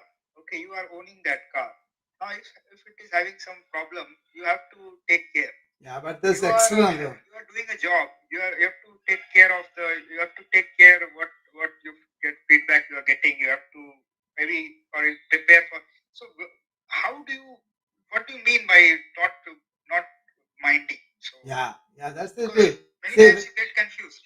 yeah, car is outside, your mind is inside.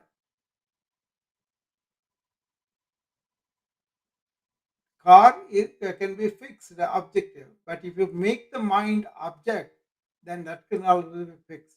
But you think the mind is you. So that's why we are always saying Descartes, Rene Descartes, the French philosopher who coined the term "I think, therefore I am." I think he stopped too soon. He should have said, "I am conscious, therefore I am."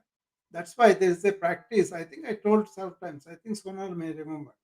Deham, Naham, Koham, Soham. Deham is Sharira. Sharira doesn't mean just the body, but the mind also. I'm not this body mind complex. Then who am I? I am that Soham. Soham is Ham is my Atma, and then So is the Paramatma. They combine together. That is, then the mind becomes an object like your car, then you can fix it. So, what with people like Krishnamurti or Ramana Maharshi, what they have is they have what is called manonasha, destruction of the this moving mind, in the sense restlessness and dullness. So they make the mind purified so that it won't react for simple things or unnecessary things that easily. We never paid attention like that. That's why we allow these reactions to go on, and then it fortifies itself with the neural connections. Because suppose you think something continuously, you form a neuronal group in your mind physically. That is the plasticity, and then it buries into subconscious and they come up. That's why I say, "Oh, I don't have any control, this is happening, happening to me." But that is the mechanism yoga gives you.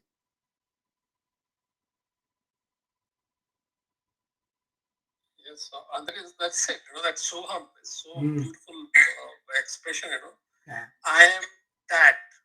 Yes, exactly. Yeah. To know that is very important. That is the thing. The Mahavakyas, Aham Brahmasmi, Tattvam Asi, Jnanam Brahma, Aham Atma Brahma. These four, right? And they said they express the entire Veda in that one Mahavakya.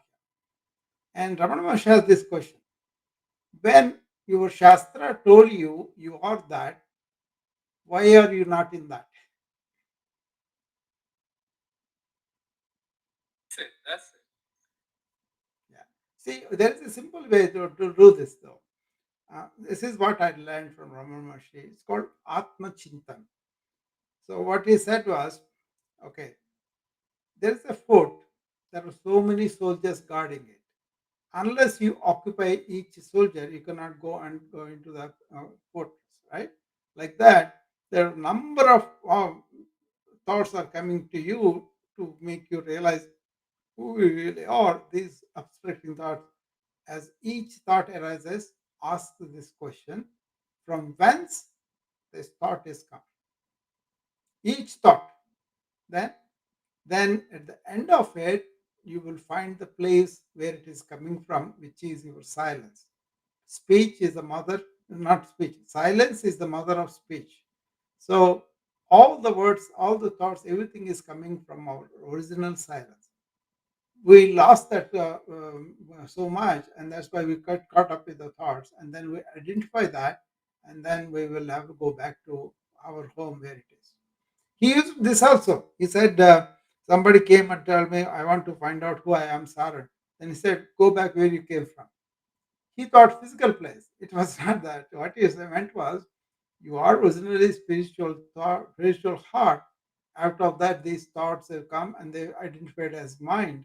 And then you are identifying with the mind, not with where you came from. So you have to go back where you are. That's also, he talks about putting the mind in the heart, and that is the true bhakti. They all make very clear afterwards. We just have to see. Our problem is we are caught up in so many our own things, and everybody wants to argue and then realize through the intellect. That's the mistake. Even the psychology also, they make the same mistake. They identify with the thought as the person. All the malfunctions of thought they consider.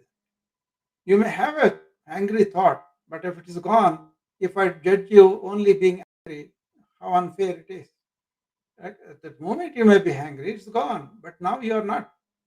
But I identify you are angry and all that kind of thing. So it's very clear to me after what they have shown to me.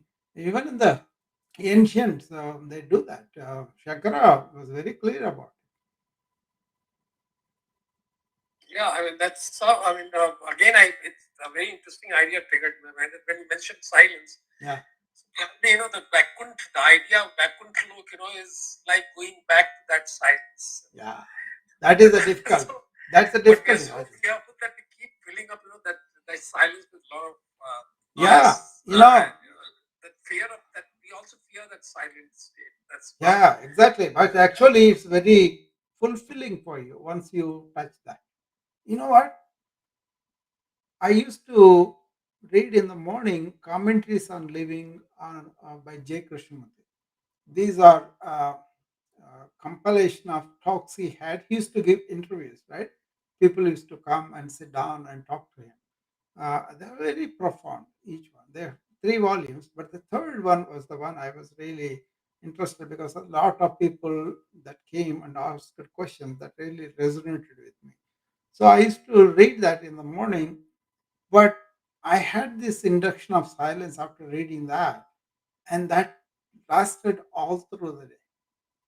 I couldn't understand what that was all about. Then I understood, because when I was really reading that, I was so silent, my other activity of the mind, I really touched the silence he was talking about. Basically, I'm not doing the other thing. That's it. So that if you recall the graph, there was this experience with young Narendra had with Yeah, first, exactly, with Ramkrishna Paramhans. exactly. And Ramkrishna Paramhans touched him with his toe, and Yeah, he got he reached there and then got scared. yes, Now my entire being, the present being, the worldly being is going to get lost.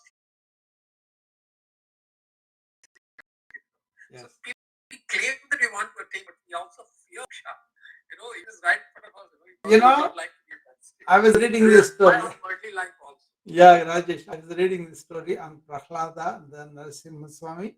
And Narasimha Swami is very pleased with Prahlada after he kills that father. And Prahlada was sitting in his lap. Then he asks him, and then he's smiling at him. And he says, how come everybody is shivering seeing me? How come you are laughing? And Prahlada replies, oh, you're so beautiful. I have no fear of you. And then Narasimha Swami asks him, okay, ask me something. You're so cute. You're so nice. And ask me something. I will give it to you.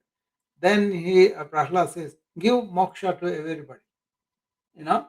So Narasimha Swami calls all the people, I believe, and they all come and they say, Prahlad asked for all of you on your behalf to give moksha. Then everybody was looking at each other, I believe. Then one soul got really have the courage, and then he asked, what is moksha? You know, then they said, yeah, you'll lose all these bondages with this world, and you will be in perennial liberation of the soul from the mind and everything. And one guy said, "Oh, my grandchild is going to get married. I will come after that." So he's still bound by that, like that. Everybody left except Prahlad, I believe, because you don't understand moksha. Why do you aim? But that is what our people described, and that described path very nicely. And that is a really boon for people who understand and go through that. That is a spiritual experience where you go and land in that.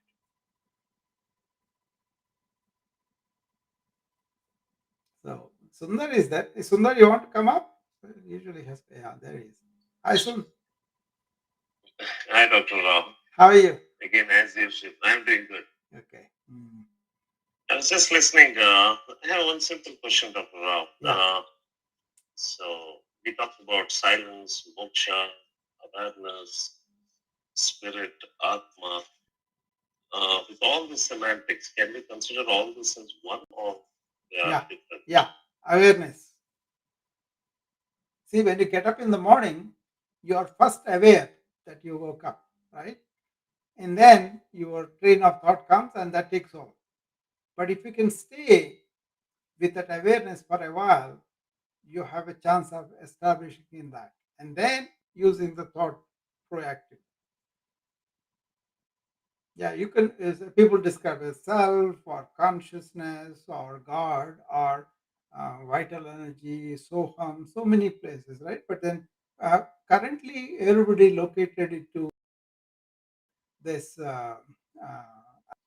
because this is a significant thing too. Because if you take the thought, that's like a top of the iceberg, but you are aware the mountain like underneath that.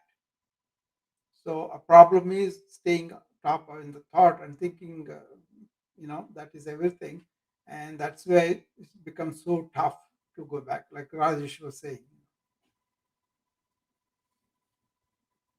And also, the description is not the described. The word is not the thing. That's the thing. You are trying to understand everything with the intellect. Don't do that. You will always be in that because you are trying to measure something that is unmeasurable with your instruments.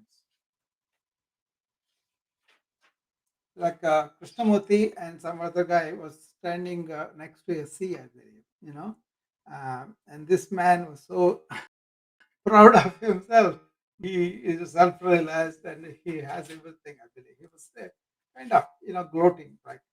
And Krishnamurti asked him, "What is that, sir?" And sea. Okay, take that water into your hand. And he took that. Is that sea anymore? It's not, right? It's the water in his hand. It's not the, it may be from the sea, but it's not the sea. So we are trying to understand. Yeah. Yeah, go ahead. Actually, that's the word Sundarji used the word semantics. Yeah. See, that's the problem we all face, because that's why even the seers, they use terms like soham. They said it's that. They could not find a particular word to describe it, so the easiest that they could only say, that it's that. I am that. Yes. They didn't name it. They said, I am that. Yeah. So that is You that's cannot, the problem with semantics, yeah, that it has its limitations. See, that's why yogi is about experiential. You have to experience it. Even if I describe it, that's not your experience. You can only hear about it. The word is not the thing. You got to experience yourself. Yeah, Himalaya. Yeah, that makes a lot of sense. Yeah. As Rajesh also Yeah, mentioned. I see your, I see your struggles in that because I went through it. I see your struggle. I went through it. I know exactly what you're talking about. Absolutely right. Make it experiential. It's not about the words. Yeah, make it experiential, and then you will reach it much faster. See, there's three states, right? Shravanam, Mananam, Nididhyasana. That means first listen to the Shastras or Gurus or your own perception, whatever it is. Listen to that without really questioning it and doubting it all. But when the listening act should be complete, right? And then don't accept it. Manana. Go and think about it, doubt it, question it, find out. And after all those struggles, then you come to your own understanding, what is really true. Then that nididhyasana. That is, how do you assimilate this into your life really? Make it real in your life. And then that experience tells you whether you are in there or not. That experience actually shows you, like a silence. I can say anything to Rajesh, but the silence I have, he won't have. He'll have to have experience of it on his own. And once you have it, like I told you, I did ask for it when I was reading Communities of Living. And when it came, I saw the clinic. See, other days I was kind of really occupied with a lot of thoughts and all that. But when now I did these things, I noticed that morning till evening, so many activities came. I did all those things, but the silence did not go. That's a blessing. I was working with my mind. I was writing prescriptions, discussing case with everything. But the silence was there. Related to the tasks. So there were no thoughts related or not related to the task. Only the work I'm doing. So it was a blissful thing really to have. That was my follow-up question, Dr. Rao, but you are answering it already. Yeah. So you mean to say that we can be connected to the silence and yet do our cognitive work and physical work at the same Yeah. time? No, you are not connected. You are in the silence and using the thought. Don't make it a separate entity. Yeah, that's very right. Actually, you are always in silence. Yeah. You know, That's so it. the That's state it. is there. The only thing is that you know that soham, that you know that I'm that. So, Yes. but you're always there. I mean. That's it. You are always there. Yeah. Yeah. That's it. That is our real nature. That's what Patanjali described. Tada drishtu swarupe avasthana. When yoga vritti chitta nirodha. Yoga means chitta vrittis are completely stopped. And then you will see your real self. Swarupa. That is the real Swayam Prakash. It doesn't need anything. Don't make it another thing. That's a mistake we do. And then we get caught up in that. Exactly. And that's I was wondering, yeah. So even spirituality has its own craving. For example, for a novice like me, you're trying to get into awareness or consciousness or silence or anything. And if you don't experience it, let's say in the beginning of this one, again there is a craving. And they say that what's the difference between this craving and that craving? Ask who is that craving. That's not you. Your thought is craving.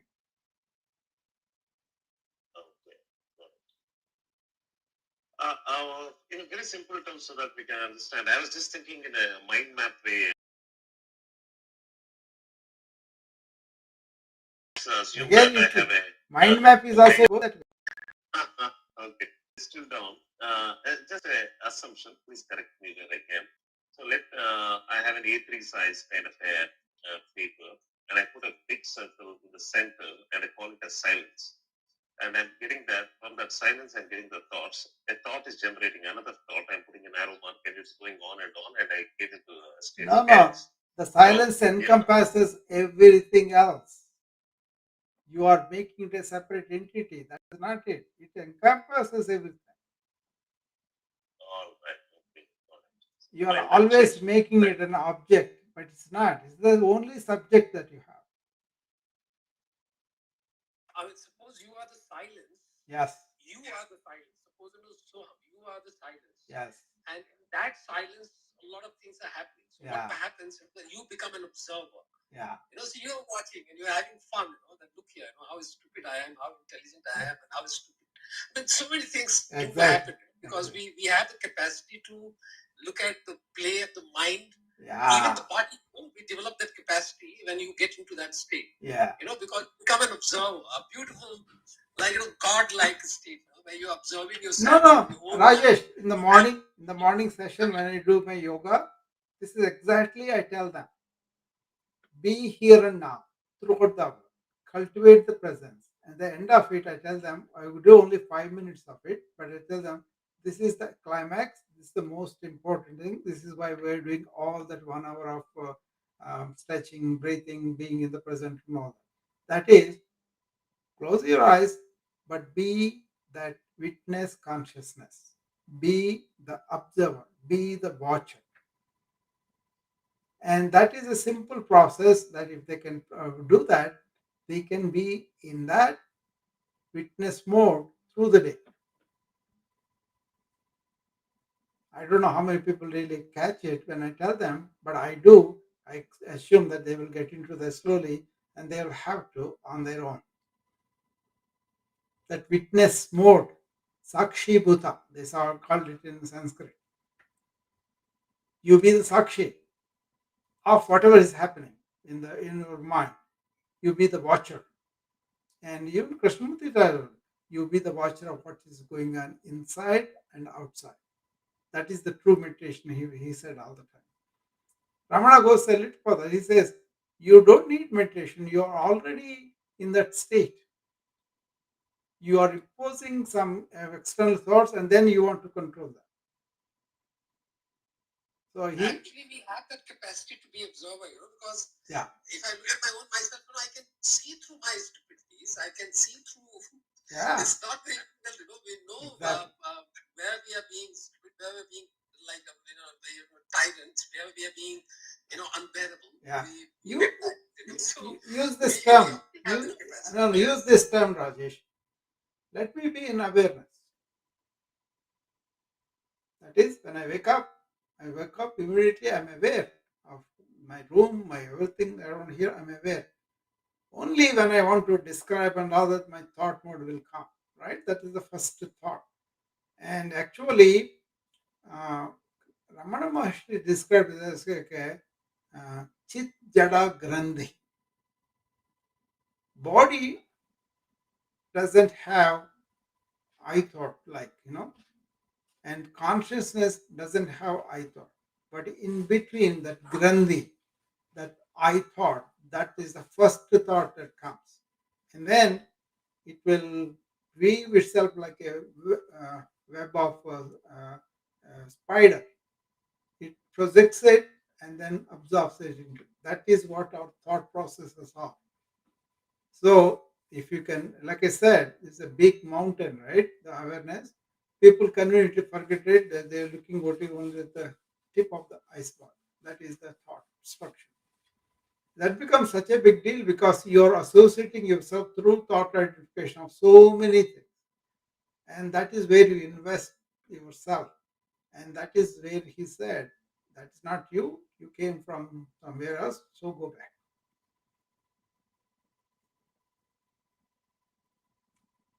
Doctor, good morning. Yeah, good morning. How are you today? I'm okay. How are you? I'm fine. Doctor, I have two questions. So first question is, since we are talking about the enhancement of human life and the ancient wisdom, so the first question is, what is the philosophy you are following? So there are four philosophy in general, for the every human being. First is the impersonalist, personalist, devotee, and the voidist. Second is yeah, I'll ask one by one. So can you just suggest what philosophy do you follow? No, I don't follow any philosophy. That's a philosophy in itself. If you don't follow, you can tell whatever you want. That is your play of words. But I don't really have a doctrine like that. And also, other thing is, you missed the whole lecture from 7:30 to 8:30. I had talked on the wisdom app. This room is a continuation of that. So you can take the recording and listen to that, Himalayas. I think you will appreciate that. Yeah, sure. I'll do that. my the essential question is basically the follow-up question. So I'm in a search of guru. So recently I started reading Bhagavad Gita, and that mentions about hearing is such one such process through which you can gain the understanding of ancient wisdom and the essence of our Vedic literatures and everything. So hearing is only one such process, and even if you go for hearing, so that should be from a realized being. Okay. I mean, how to identify a realized being in true sense? That is my essential question. Yeah. So if I'm looking, to learn something from someone, so how to find that realized being, whether I'm in the right guidance, how to make sure that. Go to Ramana Maharshi, his teachings and his life history and all that. I'm sorry, whose name you said? Ramana Maharshi. Ramana Maharshi. Yeah. Okay. I heard it. First time. So okay. That is the thing I would say. He would tell you how you find your own guru inside of you. No, again, since you said you are running this room from 7:30, so I'm not sure how much time I can take. But No. At 7:30 to 8:30, I did an interview with the Wisdom app. I opened this room, but I did not enter any case here. Afterwards, they came and we were talking about stuff. Okay. But that is the suggestion I would do. Go to Ramana Maharshi and his works. Okay. Okay, sure. I'll definitely go and explore. Yeah, I think you'll be very happy if you do that. Yeah, sure, definitely. All right, I think we could take leave now. I think people are calling me here for dinner also. So now, anything final? I guess that's enough. I guess. Yeah. I mean, yes, no, it's on us to practice. Yeah. I mean, there are a lot of things in the ancient wisdom we have to just revisit again and again. Yeah. 5 minutes in the morning and 5 minutes. Yes, Yog Nidra is. I myself, I'm a student, Sonal. I'm just coming here to share with my friends. That's all.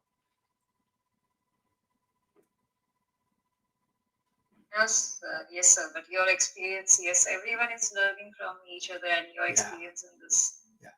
I get you have gained your experiences that you are sharing with us. So that's really important that your wisdom is coming from you. So, like you said, I mean, a lot of part goes into the listening. When even I cannot contribute, I listen to the people who speak, and a lot of wisdom is coming out. I mean, yes, everything cannot be covered, but yes, there is something you can take it for yourself. And every individual is different. Their way of working, the lifestyle is different. Exactly. So they have to find out what works best for them. Exactly.